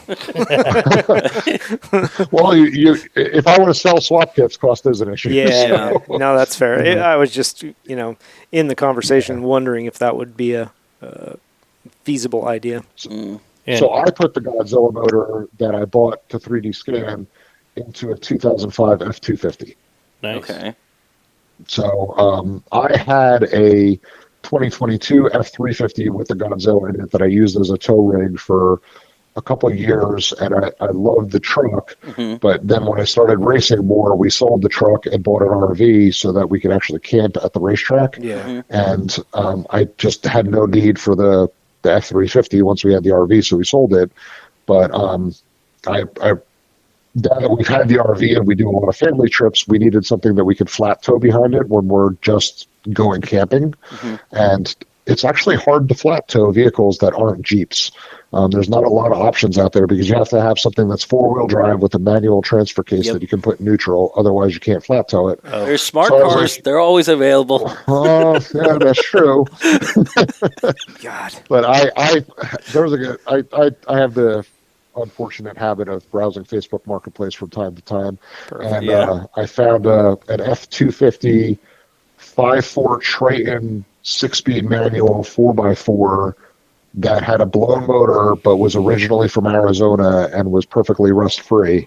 And I scooped that thing up, and believe it or not, Ford did make some stuff swap friendly, because the Godzilla motor, I bolted a flywheel and clutch from a 610 V10 gas engine directly to the Godzilla, bolted the Godzilla directly to the ZF6 that was in the truck with no adapters. Wow. The AC compressor from the 5.4 Triton bolted straight to the Godzilla. The power steering pump from the 5.4 Triton bolted straight to the Godzilla. Wow. I only had to fabricate motor mounts. That was it. I've said this multiple times on the show. Fords are giant Legos. You could take everything on and swap all sorts of things. It's amazing, especially with their when they had the modular system, the 4.6, the 5.4, and the V10. They all, even though it had different transmissions, there's different models that use that transmission, which means they all can swap or interchange between them. And then that followed with the 5.0, which then bolted on. So everything just kind of goes together on a Ford, which is nice. Yep.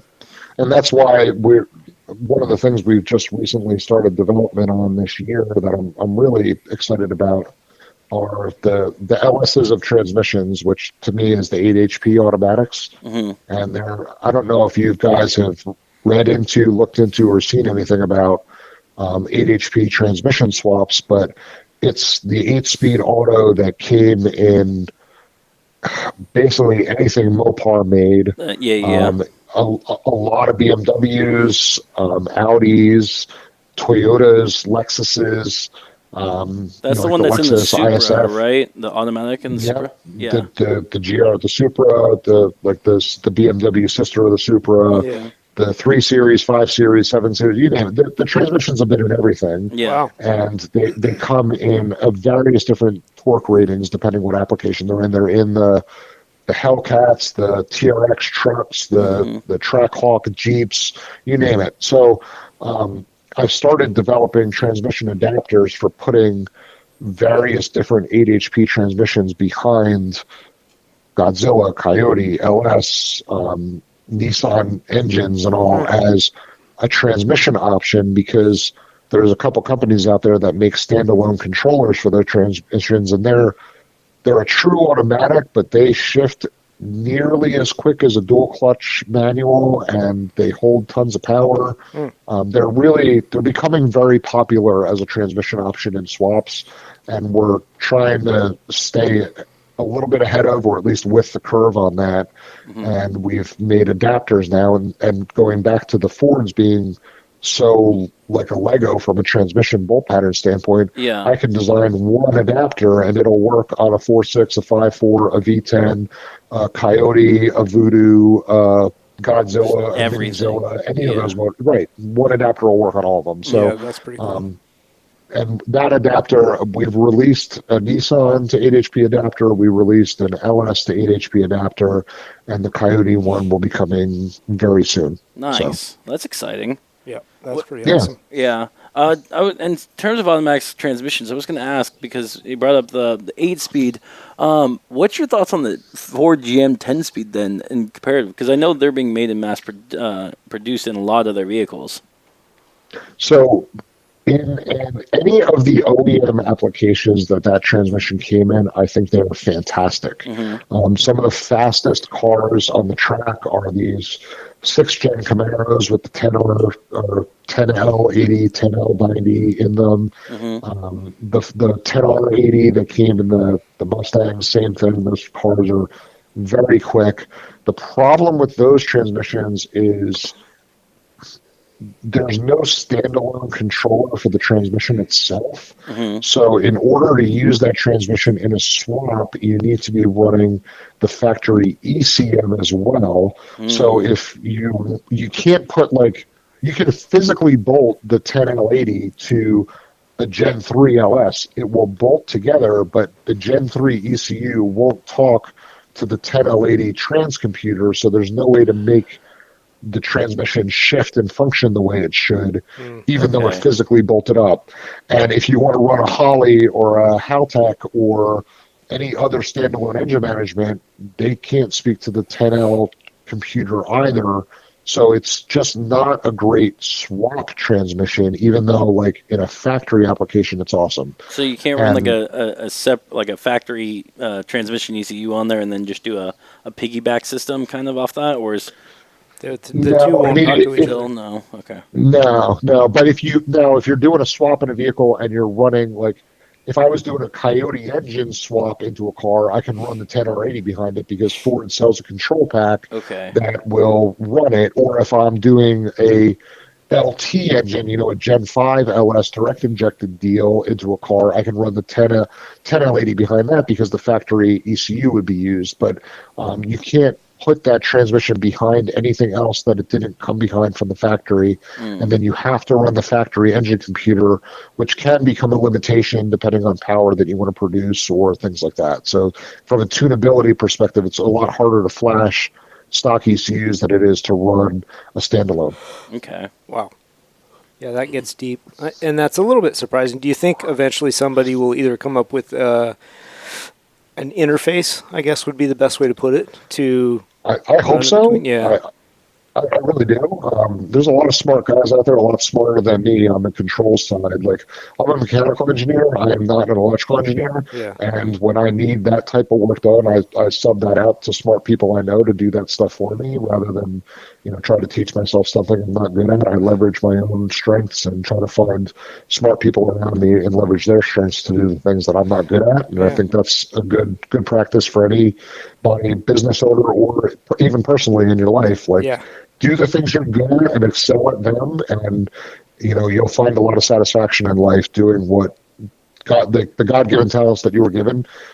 Exploit those in your life. If you can find a career using those, do that. You'll enjoy what you're doing, and you'll be successful and make money doing that. So you can pay people to do the stuff you don't want to do. There you go. Yeah. Well, that's part of being smart too, is knowing where your limitations are and hiring somebody else to do it. Yeah. Absolutely. Yeah. So, self-serving question about adapters and conversions. What about a Viper V10 to a C5 Corvette torque tube? No personal motivations behind that. None at all. Just it came out of a random. Yeah, just random. I just thought of it. I mean, you are not the first person to ask me to adapt a Viper engine to something. Yeah. Honestly, that if you wanted to do that, I could easily do that for you. Yeah. Let's put it like that. It is possible. It's possible. To me, that's a fairly low-hanging fruit compared to some of the other things that people have asked me to do. Yeah, I've got the ideas. I know how to make it happen. It's just I got to get to it. Mm-hmm. Yeah. That's going to happen. I have the parts. Yep. It's going to happen. Did you get the You have the engine as well? I'm sorry. Say again. You have the engine as well? Yes. Okay. Yep. Yeah. But unfortunately, you guys are all the way across the country from I know. this, so for me to come 3D scan that so I can make parts for you is a bit of a trip. It's a trap. But if you did, then you could be in studio for another show then. I might That's know true. a guy here that could 3D scan it, though. Okay. Well, if you can get me the data, I can make you the parts. We'll look into that for sure. Yay. That is to say, I do custom adapters for people. I actually, the 8 HP to Nissan VR30 engine, which is the twin turbo V6 that came in like the Infiniti Red Sport sedans and the new Nissan Z, the twin turbo motor. Mm-hmm. The automatic transmissions that let me back up one step further. Nissan is one of the few manufacturers that to this day still makes all of their transmissions themselves. So Nissan Nissan manuals are Nissan manuals. It's not like a rebadged Ford Warner or Tremec product or something. Like it's a Nissan transmission. And the same goes for their automatics. They're 4 speeds, 5 speeds, and 7 speeds that they've made. They are Nissan transmissions. It's not until the 9-speed that they have now is actually a Mercedes product, and that's a like joint partnership kind of thing, just like Toyota did with BMW on the Supras. Nissan's doing stuff with Mercedes now. Right. But whatever. But the 7-speed that Nissan made, the 7-speed automatic, is notoriously not great. No, really. It's fine in like stock applications, but guys that are trying to race these cars are having a lot of issues with, shift consistency, power holding, things like that. So the VR30 engine to 8 HP automatic transmission adapter that we are just releasing now, that is because I had a customer reach out and said, hey, I want to make this happen to solve a problem. Can you help us do that? And for that guy, I said, you can either pay me my straight up hourly rate for engineering work to make a one-off for you, and I will do that. Yeah. Or if you really feel that this is a problem and there's a market for this, if you can find 10 guys to buy them, I won't charge you the R&D because I can make money on selling 10 of them. Right. Mm-hmm. And that's what he did. He organized a group buy, and we got guys to buy into the concept and got the ball rolling. We actually did a test fit and test run on the adapter early this week, and everything went good. And I can greenlight production on those now.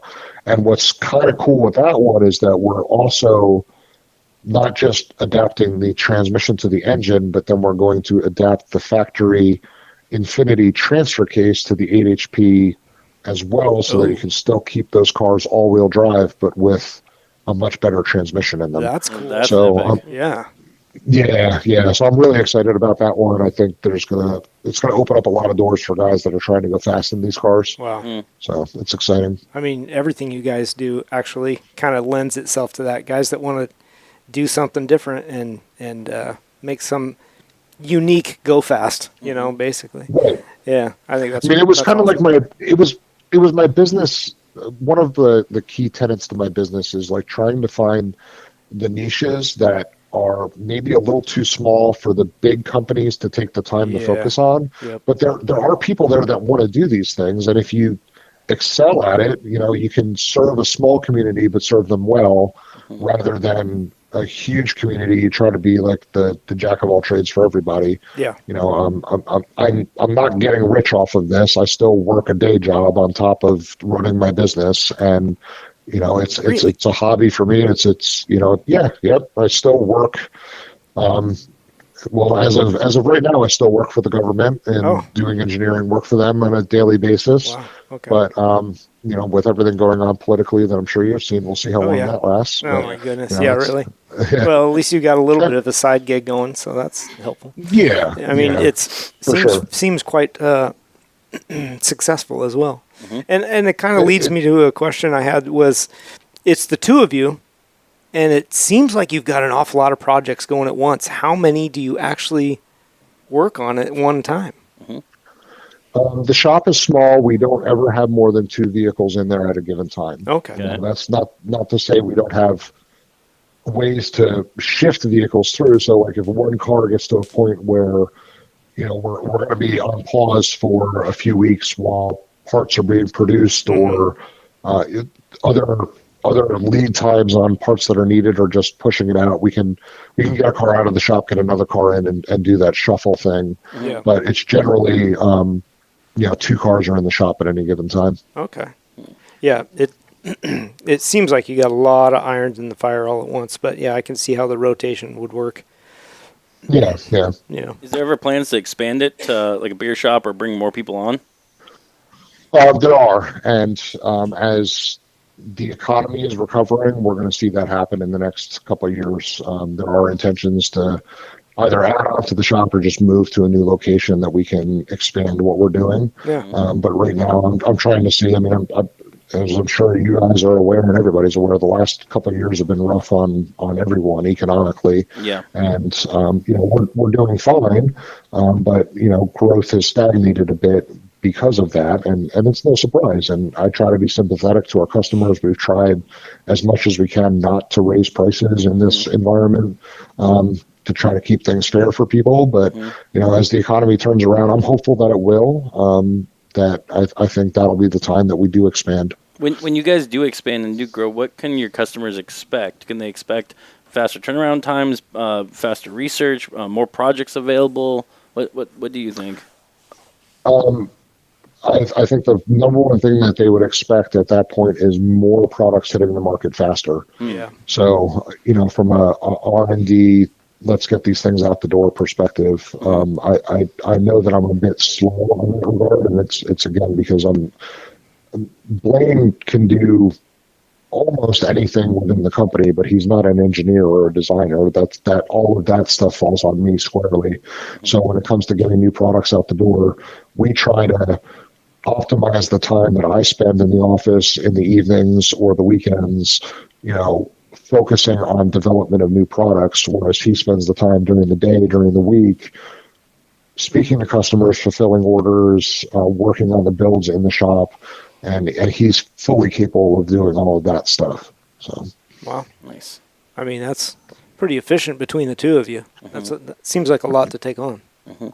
Yeah. It is, but we make it work, and I'm all about efficiency. So yeah, and you've been doing it quite a while. I mean, what'd you say, 13 years? That's pretty good. Yeah, 2012 was when we started. So December of 2012. There you go. All right, we've got some very serious questions for you now, because all this other stuff has just been playtime, right? Yeah, sure. What 3 vehicles would you really like to drive someday?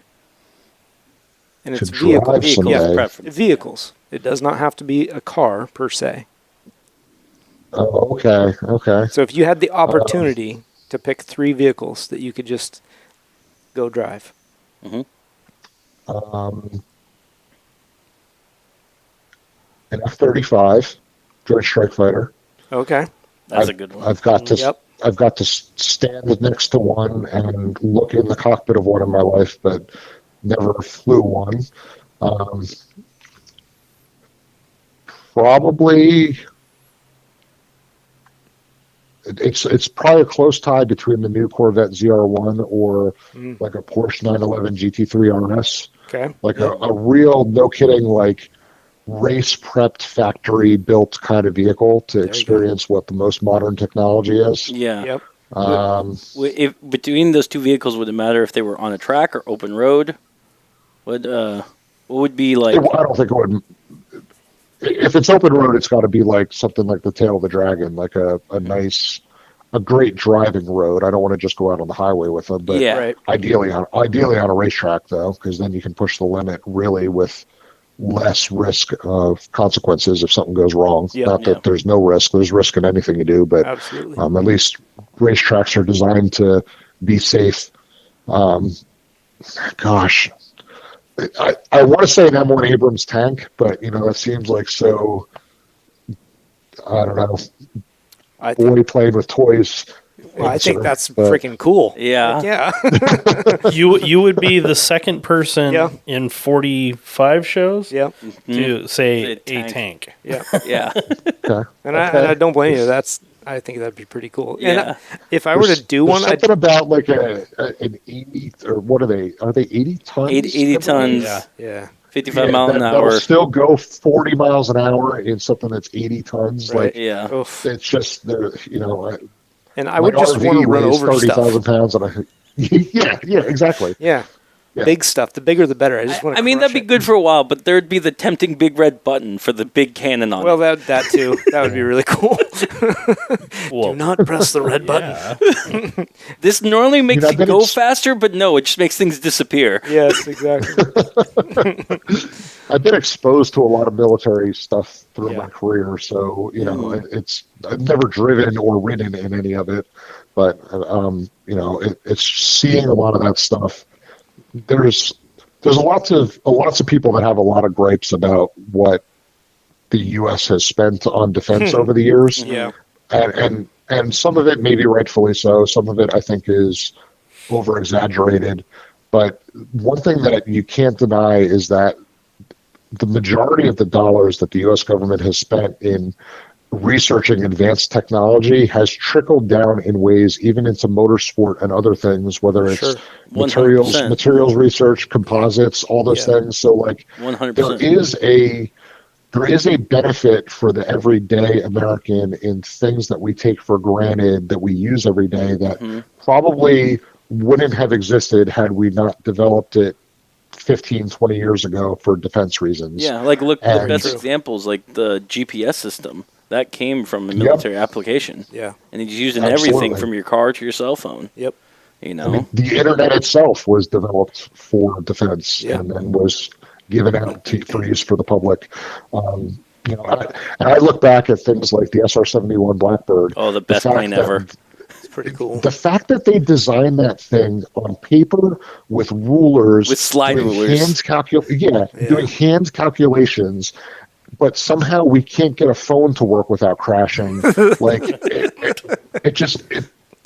it's like we lost something. As an engineer, we lost something over the years. I got to say one thing that I think is the most crazy. Speaking of the SR-71, that's crazy, is not only did they design and build it, with slide rulers on papers back then, but they also did that where when it's at speed at Mach 3, they designed it so it expands. The engines expand 6 inches from the heat. Stretches. Which is insane to think people were able to do that without computers or without that out. So when the plane's sitting on the ground cold, it leaks fuel. But once it gets up to speed, the skin of the aircraft swells enough to fuel up and stop leaking. It's nuts. It's crazy. Yeah. They have to refuel it in the air before it actually does its mission. Yep. It's crazy, but very cool. Very cool. That's a good question. It's a good question, and I'm probably gonna lay in bed after this tonight and think, man, that was a dumb answer. Yeah. No. What about this one? Oh, what about that one? Yeah. No, I get it. All right. Next one.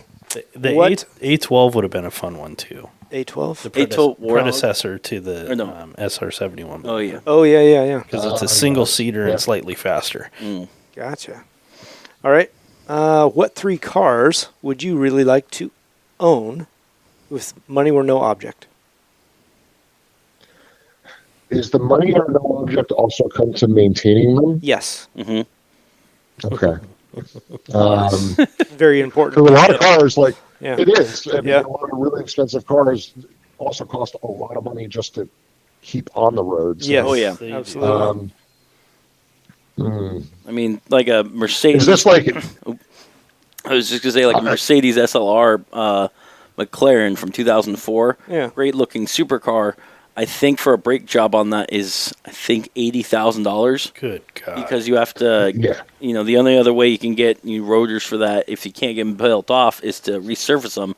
And you have to get them hot enough where you have to do sudden stops at 180 miles an hour down to 0 5 times to get them hot enough where they can resurface.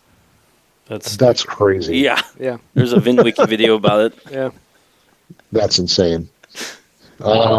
It's a tough question to answer.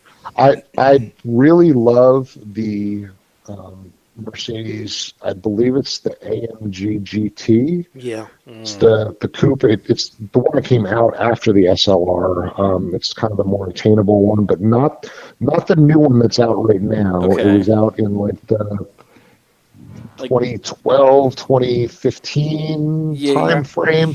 That's the one that kind of looks like the retro throwback to the SL300, right? I believe so, yeah. It's got the twin turbo V8. It's a transaxle, like a vet. It's dry sumped. It's a very capable, like the black edition is what I'd want, the one that was made for like going out on track. Yeah. One of those. I've never been a Ferrari guy. I don't think I want one. No. Too loud. Oh. Sorry to disappoint. I'm the Ferrari guy here. I'm fine with it.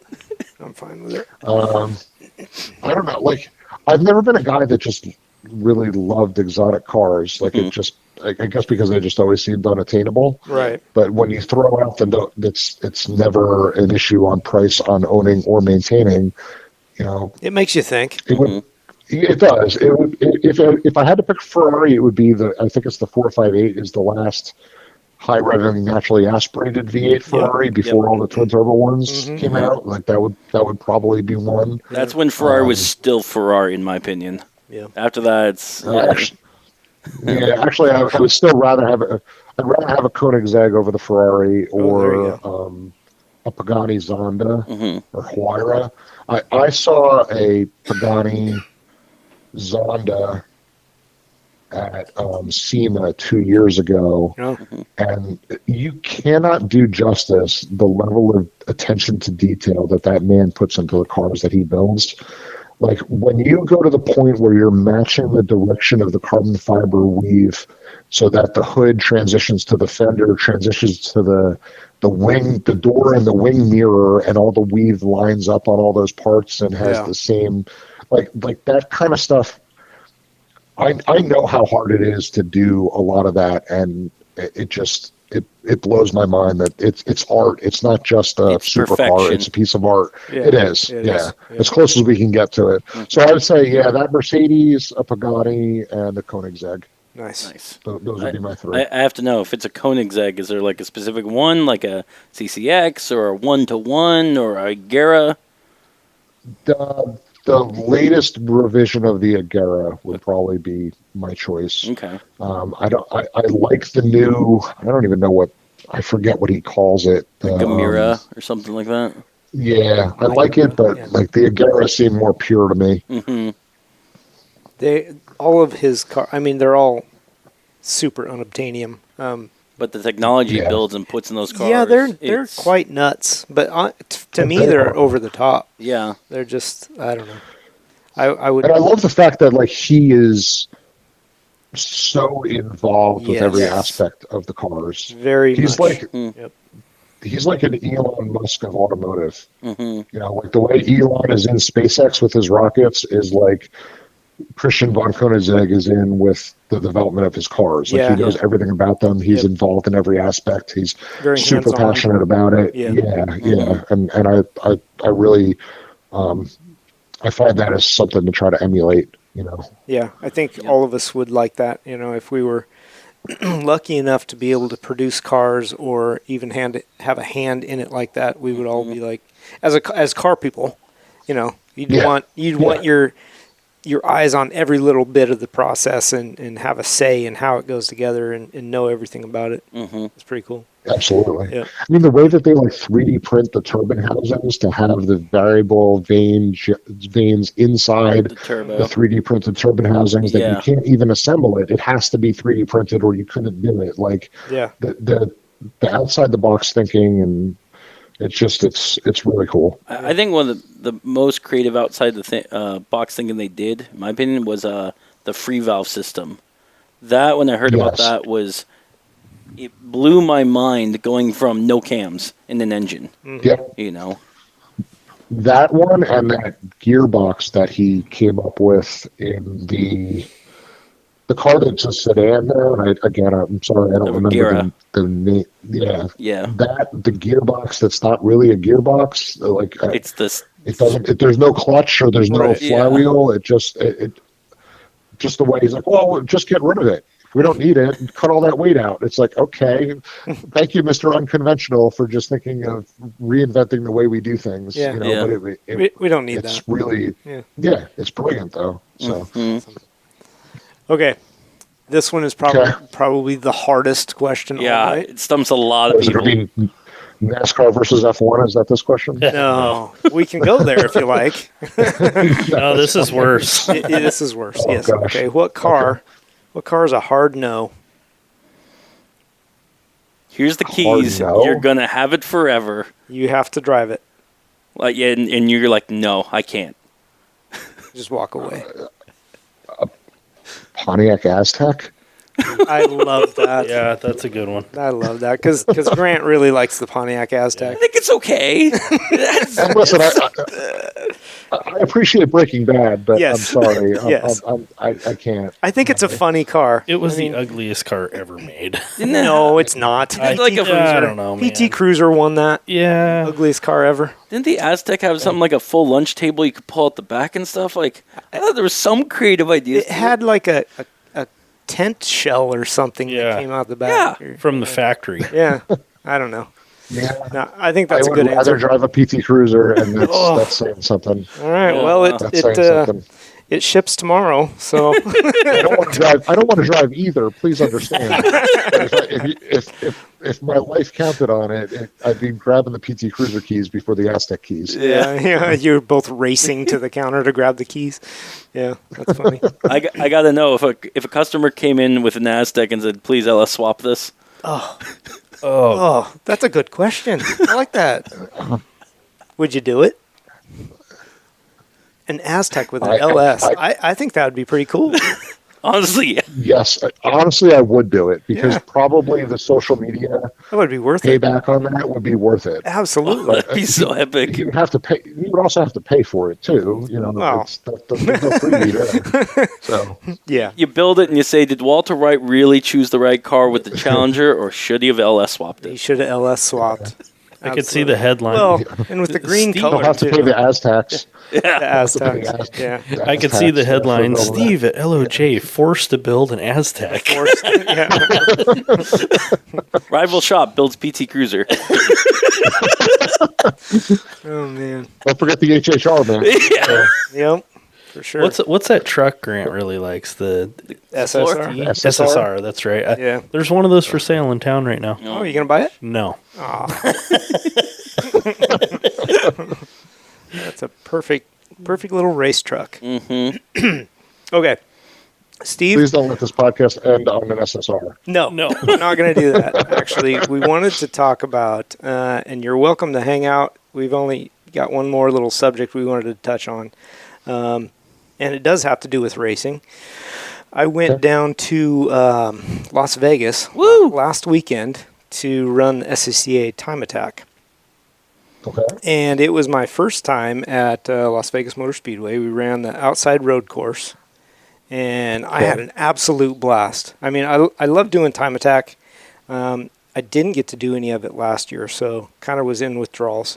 And I made the strange decision to drive out of Oregon in February, which is our absolute worst weather month. It's like a hit or miss if you get snow here. Oh, and we got and it's snow. not sure when it's going to happen, but it will happen. Yes, it happened the day I wanted to leave. Oh my gosh. Yeah, so that was a 20-hour drive. Of just snow. Well, Wow. yeah. So where did the snow stop? Yeah. Nevada border. Yeah. No shit. Isn't that bananas? Yeah. Yeah. That's Towing a 44-foot trailer? yeah. Oh, buddy. 2 years ago in SEMA, it was snowing in Vegas. So Wow. All I right. didn't know that. Yeah. In November? Yeah. I mean, flurries in November, but like it obviously didn't accumulate or anything. But walking out of my hotel room in the morning to go to the SEMA show, and there's snow coming down, and I call my wife, and she's in Jersey, and it's 78 degrees, and she's on the beach. Oh my gosh. So Well, I made a bad decision. Wow. Yes. Yeah, you wouldn't expect Yeah, that at all. it's like backwards world. But Yeah. Well, thankfully it was 70 degrees down in Vegas. Mm-hmm. So I was enjoying so how'd that you for like the weekend. LVMS? How'd you like LVMS? Oh, I loved it, actually. I thought that the road course was fantastic. I mean, it's flat, but it's 2.4 miles, 14 turns, I think. I had a blast. Man, it took... How'd you do in the left-hand carousel before you make the right hand onto the front straight? You know, it took me several run groups to actually figure out a decent line through there. I know I lost That is time through tricky. there. Yeah, I lost that's time tricky. through there for sure.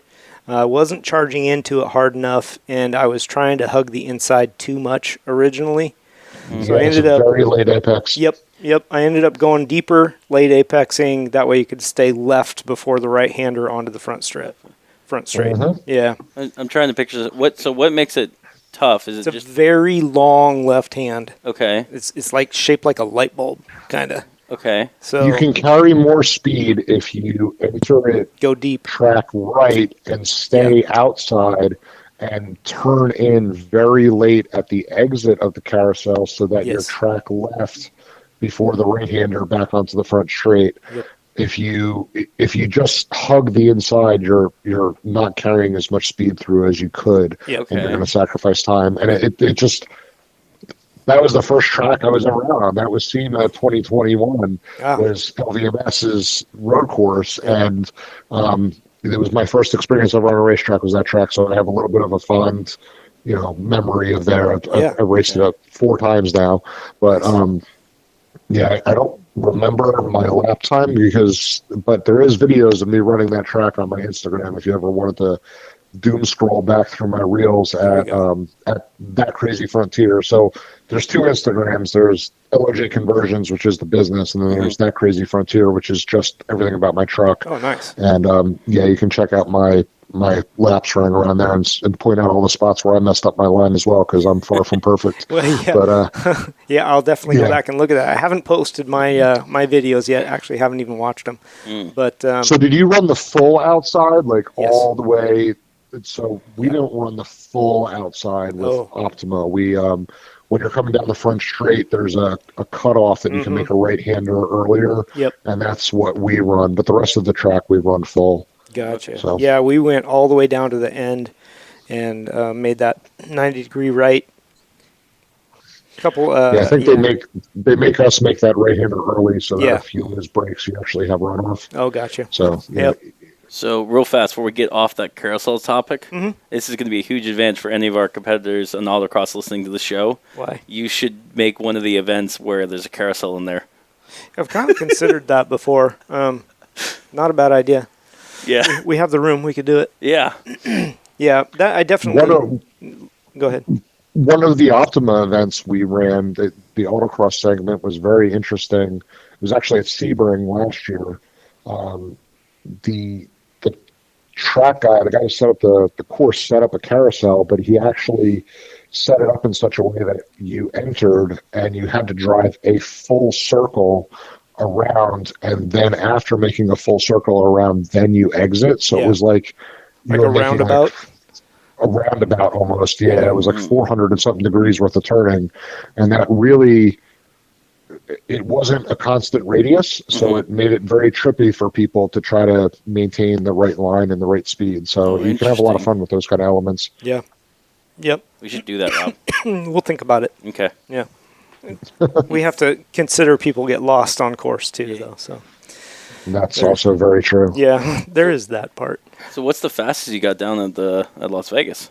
Fastest time and speed and excitement? There are probably 3 or 4 sections of the course that you're over 100 miles an hour. I think front straight I was 135 before the braking zone.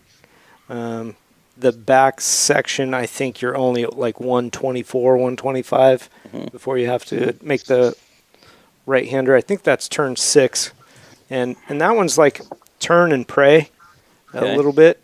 How come? Because it's blind? Yes. Well, no, it's flat. Like there's no banking at all. Okay. And you can carry just a ton of, you can carry 90 miles an hour through it, but if your tires let go, you're in the tire wall. Yeah, that's why you change your wing so it's more downforce. I did. There you go. But and what kind of car are you in for this? Oh, this is a C6 Z06. Oh, okay. Yeah. You couldn't say the Miata. How dare you? I don't drive a Miata. Anyway, yeah, my first time on that course, I really enjoyed it. I really enjoy road courses, though. Yeah. So, I don't know. I made the crazy I will decision never to do go it in back to drag February. racing after. Yeah. I will never go back to drag racing after being on the course. Like it just there's no comparison. It's funny. I'm looking back at my lap now, my onboard, to see what my mile an hour was on the back straight in my truck. Yeah. It looks like 140 on the back straight. Yeah, there you go. Yeah. Yeah, that's not surprising. I'll bet you turned up really low because you were running all-wheel drive as well. Yeah, you had to have... Well, you didn't run the full course, though, so it's not really comparable. But I'm sure you had a super good lap time. Yeah. I don't know. I really enjoyed it. I did not place that well. Really? No, I didn't. No, there's really fast cars. I had to run Max 1 class, and that's like all out. What's that mean? Like unlimited mods? It's not unlimited because there is unlimited class, but strangely, the unlimited class wasn't that fast. Is it like Cam then, where you still have to have an interior and stuff? Yeah, it's similar to that, but you can run aero and that kind of stuff. You still have to run 200 tread wear. Yeah. But motor size doesn't matter, so there was really fast. So what music did you play when you're on track? Shut up. I don't play music. Motor. Here's the word. And of all of the 200 treadwear options, what do you run? Funny enough, I run BFGs, Rival S's. I think they work well. I'm sure they were not new, so I probably left a little out there just for traction. Some of the other stuff that wears a little faster, I'm sure, is more grippy. But, I'm playing that balance of budget, for as long as I can make them last and I still get a decent hookup. Those tires also don't melt down as fast, so my faster laps were actually laps 2 and 3, where the tires are hot. So that kind of played in. On my truck, they don't actually make a 200 treadwear in the size that I run. Oh, really? So it's a 20-inch wheel, and there's not a lot of 200 treadwear tires in 20s. So I run the Michelin Pilot Sport Cup 2, which is a 240 treadwear. Yeah. But I got to be honest with you, they wear like iron. Like that truck has gone more than one full season on one set of tires. I'll be darned. And it's not that far off the pace of. I mean, obviously, it's the truck wins. But a lot of the other guys in the series, they really like running the yokes or the Nankangs. The yokes and the Nankangs seem to be the go-to last year, but now with the Hoosiers coming in and the Vitors being approved for use, I think those two are going to be the go-to tires this year. So we'll see. Yeah, actually, one of the fastest cars in the class was running the Vitor. Interesting. Was it? Yeah. Okay. Yeah. They had a presence down there. SCCA. Was anybody on the Hoosiers? Or?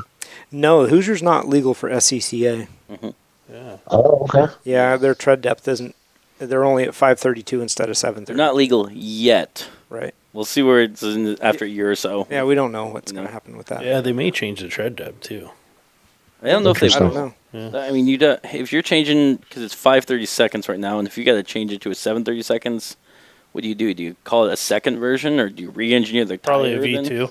I don't know. Mm-hmm. We need to talk to Hoosier. I Now, guess. is it? Mm-hmm. It's 730 seconds new, right? But like obviously, if your tire's worn down, they're not going to care. Right. Yeah. That is correct. But yeah, the Hoosiers come at 530 seconds, which is 2 slower than legal. Yep. Yeah. So yeah, there's some stuff I need to pick up some time if I'm going to be competitive in that class. So hopefully add some aero. I'm doing motor work, so I could definitely use a little more horsepower. The guys at the front of the class, well, it was C8s that was just murdering out there. The C8 Z06. Oh, Z06. Okay, that's yeah. What kind of cars did you see on the field? A lot of Corvettes, C8s, some C5s, Porsches? few Z06s, C6s. Oh, Josh Cummins, listener of ours, I met down there. Hi, Josh. He's driving a Porsche GT4, also in Max 1 class. He beat me.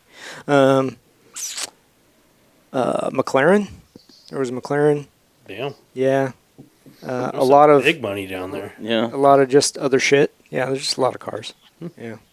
A lot of fun, though. Had a great time. We'll do it again. Nice. Looking for more events. I'll go to California and probably do GTA up here at the Ridge. So, yeah. CCI runs one of those same events, the Time Attack events at VIR here.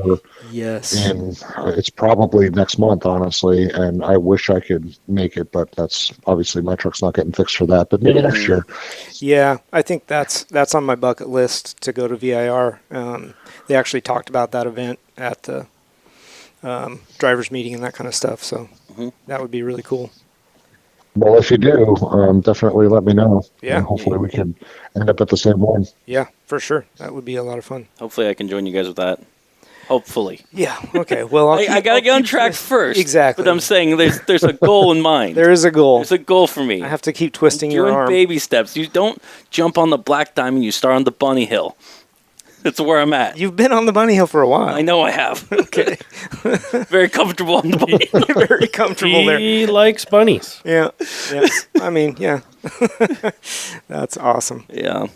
All right, Steven, that's all I've got for tonight. Thank you very much for joining the show. LOJ, Thanks for having me. You bet. LOJ Conversions, everybody should look them up. If you got that LS swap going into a 370 or a 350 or a G35, G37, any number of ideas that you might have out there. Anything obscure, give him a call. Yeah, there you go. Yeah. Yeah. Absolutely. Well, I appreciate you guys taking the time and giving me the opportunity. I did really enjoy the conversation. It was nice to talk about all the kind of obscure stuff that I've done over the years. It was nice to reminisce on a lot of that because sometimes you forget about some of the stuff you've even built. So yeah, This well, was a lot of fun. we love to hear about it, really, and I think we barely scratched the surface. You've got a lot of stuff that you've built over the years, and it's really cool. yeah, absolutely. I mean, if you ever want to talk again, just let me know. I'm excited will for episode certainly 2. do that. Yay. Yep.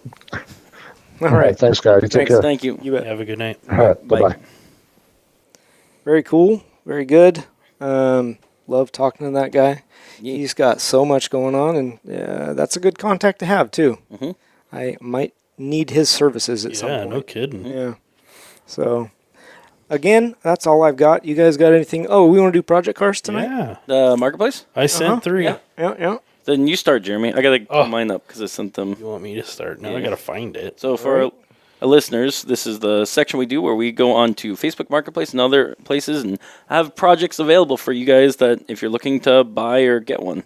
Very good. All right. I'm gonna start in the order that I sent them. Okay. Do we? So the first one, oh, you son of a That is not what was supposed to happen right there. Dude, when I swipe right or left on my phone, it goes back. What are you on? You're on some dating app or Google. something. It's You're a swiping right and left. No. Okay, so here's what I found. It's an international service truck. Okay.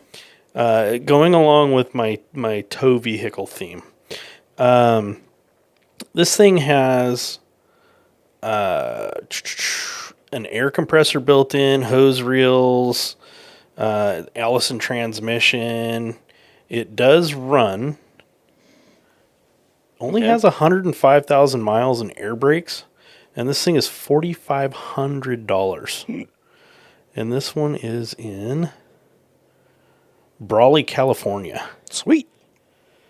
Nice. Yeah, it's a really big, heavy-duty four-door international. I mean, I really think this would be a really good vehicle for like all your tools and. So is it more of a work truck kind of thing, or It does look like a work truck. okay? It's got like an open. Well, it's a covered back, but the door or the entryway looks like it might be open. Mm-hmm. Open air, so you can get into like where the tools and stuff are for easy. Yeah, I gotcha. Or parts or whatever you put in there.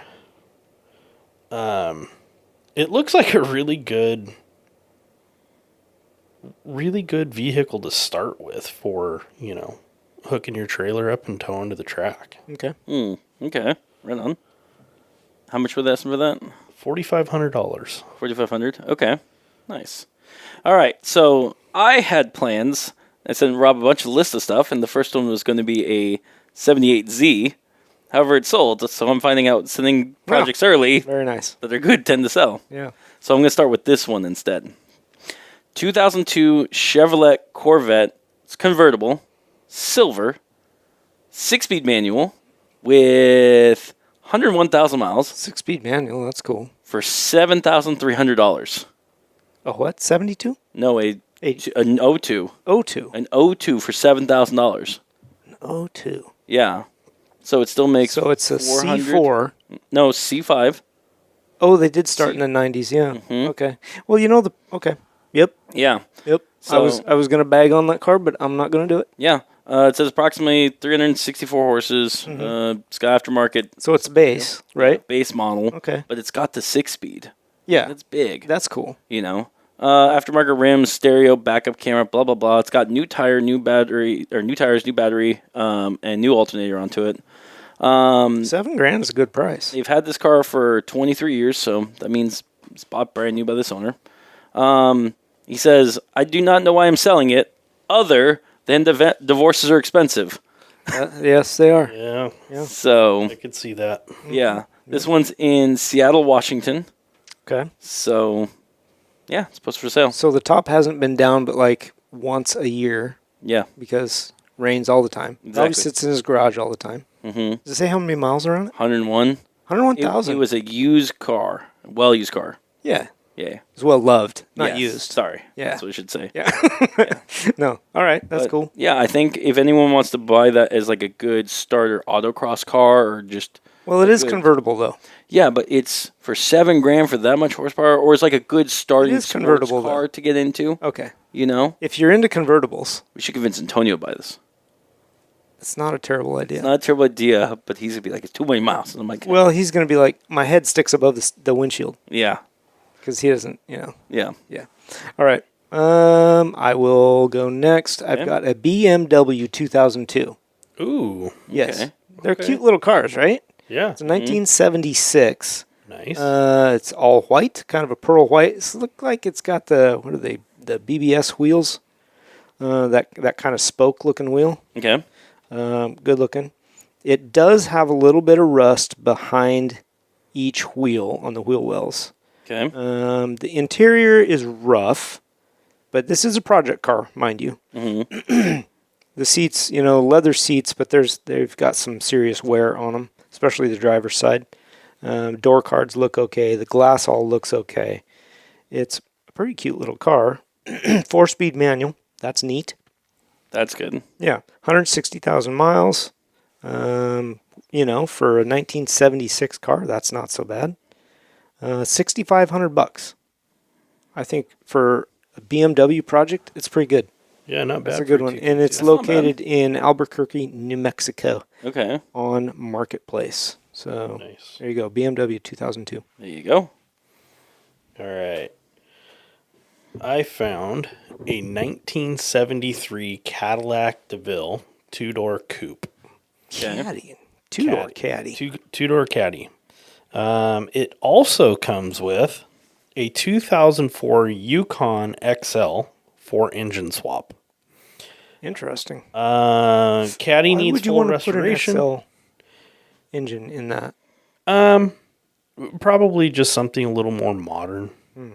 I think some old timer probably blew the original motor, and I think the original Cadillac motor, wasn't it like a 500 or something stupid? Well, I'm sure there was options. Yeah. I know some of them were pretty big, though. Yeah. No, I think you're right.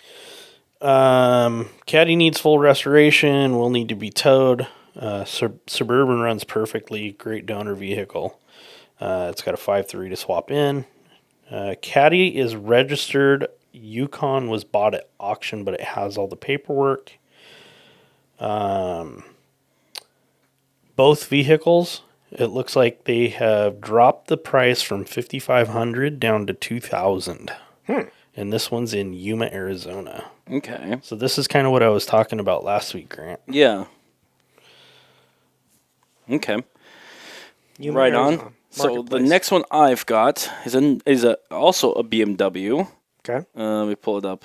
It's a 1990 5 Series BMW 525i sedan.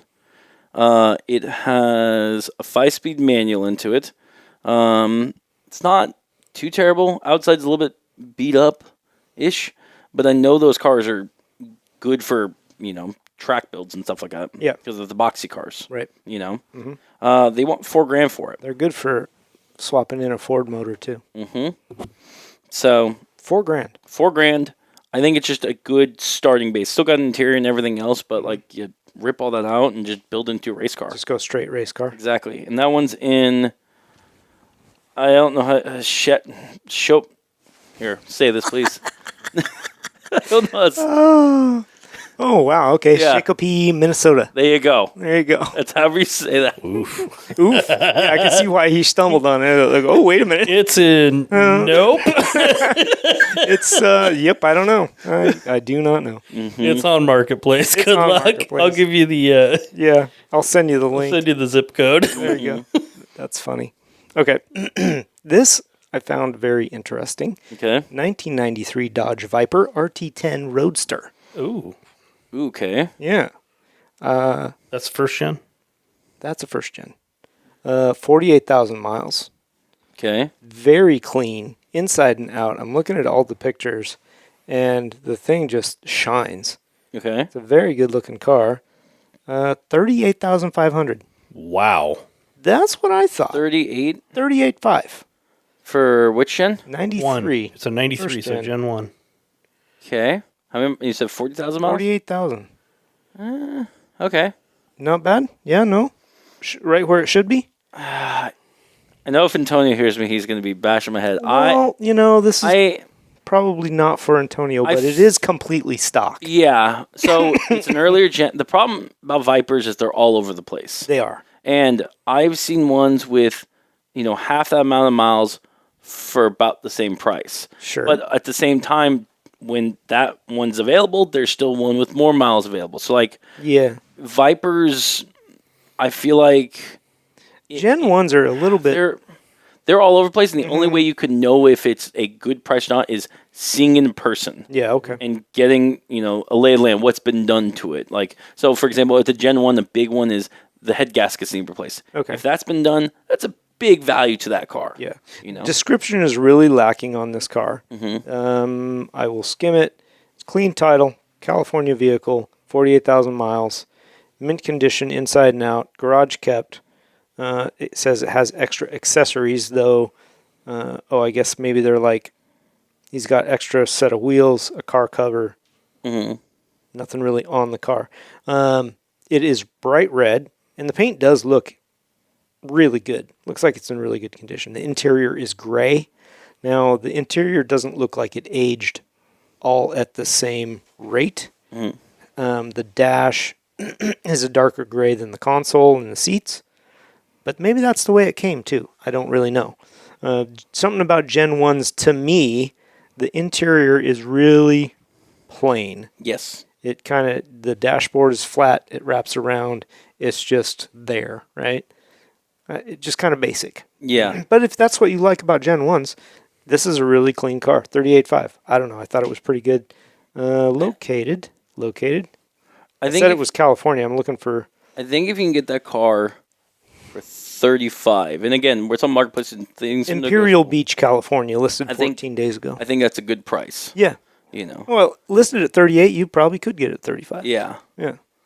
So anybody that's interested in a Viper, that's on Marketplace. What color? Bright red. It's your color, buddy. Best color. It's your color. It's actually a really good looking car. I like that. Does it have the original rims, the 3-spoke? It says it has the originals, but it also has aftermarket. Okay. Yeah. Nice. Yeah. So there you go. Okay.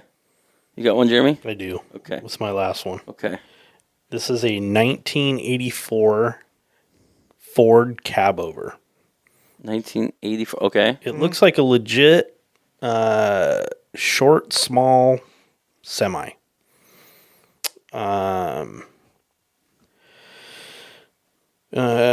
Description says Ford cabover service truck, has a Cat diesel motor and a manual transmission. Runs good. That's all it says. So that's the C7, I think, in there, right? Cat motor. I don't know Or what. C9. It doesn't really say what it is, Okay. unfortunately. The interior doesn't look awful, but it looks very much not 1980s. It looks more like a early 70s, even into mid 60s pickup truck interior. Dusty. It is a running vehicle. Okay, it is well, a that's project, a big plus. right? It is a running vehicle. It is a project. $2,500. Nice. 2,500. Wow. And this one is also in Brawley, California. Well, California just got it going on today. That's right. All right. I've got two from California as well. Okay, you want to just do one of them? Two. Yeah, well, so We are running out of time. I know. Well, because like the first one, there's not a lot of info on this, and I just looked up these cars because the other ones all sold that I just looked up. Great. Then just tell us the one with all the information. So I wanted to do this one because focus on kind of the theme of the episode. So this one's a 1984 Nissan 300ZX Turbo with no motor. Okay. Okay, right-hand drive as well. Ooh. And it's in Sacramento, California. There you go. Yay. And they want $400 for it. Sacramento wouldn't be a bad, That's drive down drivable. to pick it Yeah, up. my thought was for $400, an LS swap it. $400? Yeah, $400. Wow. So that's what I was a like. good deal. That'll be gone before you get there. Yeah. It might be. Yeah. So there's that one. And then if I can touch on it really quickly, this one I was like, that's kind of cool. You mean the one we said don't? Yeah, I'm going to do it real quickly. Oh, 1976 I'm just going to do it. Nissan Datsun Okay. 280Z. Oh, yeah. Automatic, but it does have the JDM motor into it, the 6. Well, if you did an LOJ conversion, you could drop an LS in that, baby. That's Yeah. true. There you go. And they want, the body looks clean. It's Yeah. on primer, so Yeah. but straight. $4,000. That's not bad. Yeah. Running or not running? Not running. No, you said it had a swap. It's got a JDM motor in it from 76. Okay. So running. Huh? Yeah, it says. I think the only thing that's not original. For $4,000, that's pretty good. Other than the primer is the race seats in it, and that's it. But yeah, both those are in. This one is in Newark, California, and the other one I think was in Sacramento. New whack. Yeah, I wonder how much Newark? that motor would be worth. Newark. I don't know. Newark. New whack. Okay. And That's not we're a done. Lost the last listener. I don't know what that is. I don't know. I was trying to do a wax sound. I couldn't do a wax sound. Okay. Jeremy, So too you far went with away. a clunk? Okay. My last one. Okay. I've got a Camaro Okay. because I kind of like Camaros. Jimmy, 1970. pay attention. Now, this is actually one that I would look at. Oh. because it's the 70. So it's got the different bumper. It doesn't have fiberglass. It's got a steel bumper. Okay. This one's actually a split bumper, so it's even better. Ooh. Excuse me. Sorry. 1970 Camaro. It has got a big block, 425. I don't know. They did a 425 big block. It should be 427 or a 429. Yeah. 396. It was bored, maybe. Quite possibly. Sure. Okay. It's got the 350 turbo hydromatic turbo, whatever they called that. Turbo 350. Yeah. Yeah. But wasn't it a turbo hydro Turbo something? Anyway. Turbo Hydroglide. I'm drawing a blank. Okay. MSD, Edelbrock, accessories, 9-inch rear end, 383 gears, Krager wheels. No interior, so the interior seats and whatever front and back seats are gone. Mm-hmm. The dash does look like it's there. It is definitely a project car. It needs carburetor work and stator. Been sitting for 5 years, but it does have a clean title. $4,500. So they're actually being reasonable on the price because most of these cars in this condition, because the body is all straight, I don't see any rust on the rockers or anything like that. I wonder what the underneath looks like. Well, I mean, that is a possibility that there's something there, but if it's a California or Arizona car, it could be in pretty good condition. Usually somebody's going to ask $10,000 for this thing. Yeah. They're only got it at $4,500. The interior does need a lot of work. They weren't wrong there, but I think it's a really good straight shell. It's got a motor and transmission to start with too. So that's a pretty good start. So It's a good start. Yeah, $4,500 in Nogales, Arizona. Nice. On Marketplace. Yeah, that's a good one. Right on. Yep. That is that for today, kids. Okay. Thanks for listening to Untitled Car Project. Woo! Check us out on all of the apps, including the Alexa, And the Amazon, the Google, the Microsoft, the Amazon. I think you already said that. I did. I don't know. The Spotify and the Apple. Spotify. And all the things, and share it with your friends. And give us a shout if you got something you want to talk about. You know, if you run a shop like our friend over there, Steven at LOJ Conversions, give us a shout. We'll Either on any of our... talk about what you got going on. Yeah, Good Lord, give us a shout if you just want to heckle us. Well, I was going to say, give us a I would shout. take that. Give us a shout on our social medias or give us a shout. Send me your phone number. I will call you. That's true, too. Give us a shout on our email. Yes. At untitledcarproject@gmail.com. Very good. That is exactly right. And he will call from his personal cell phone. Yes. Well, that is true. I'm going to block my number. No, I won't. I will call you. If you got some beef with us, I'd love to hear it. Because I am not a professional. I do not get paid for this. Yeah. Yeah. So Wait, you don't get... Wait, so I make all the big bucks from this? that's where the checks are going? Son of a bitch. We got to have a conversation. I know. The last three bounced. Call my attorney. Yeah, I don't know who's writing those checks. All right. Thanks, everybody, for listening, and we'll catch you next time. Talk to you later. Bye-bye.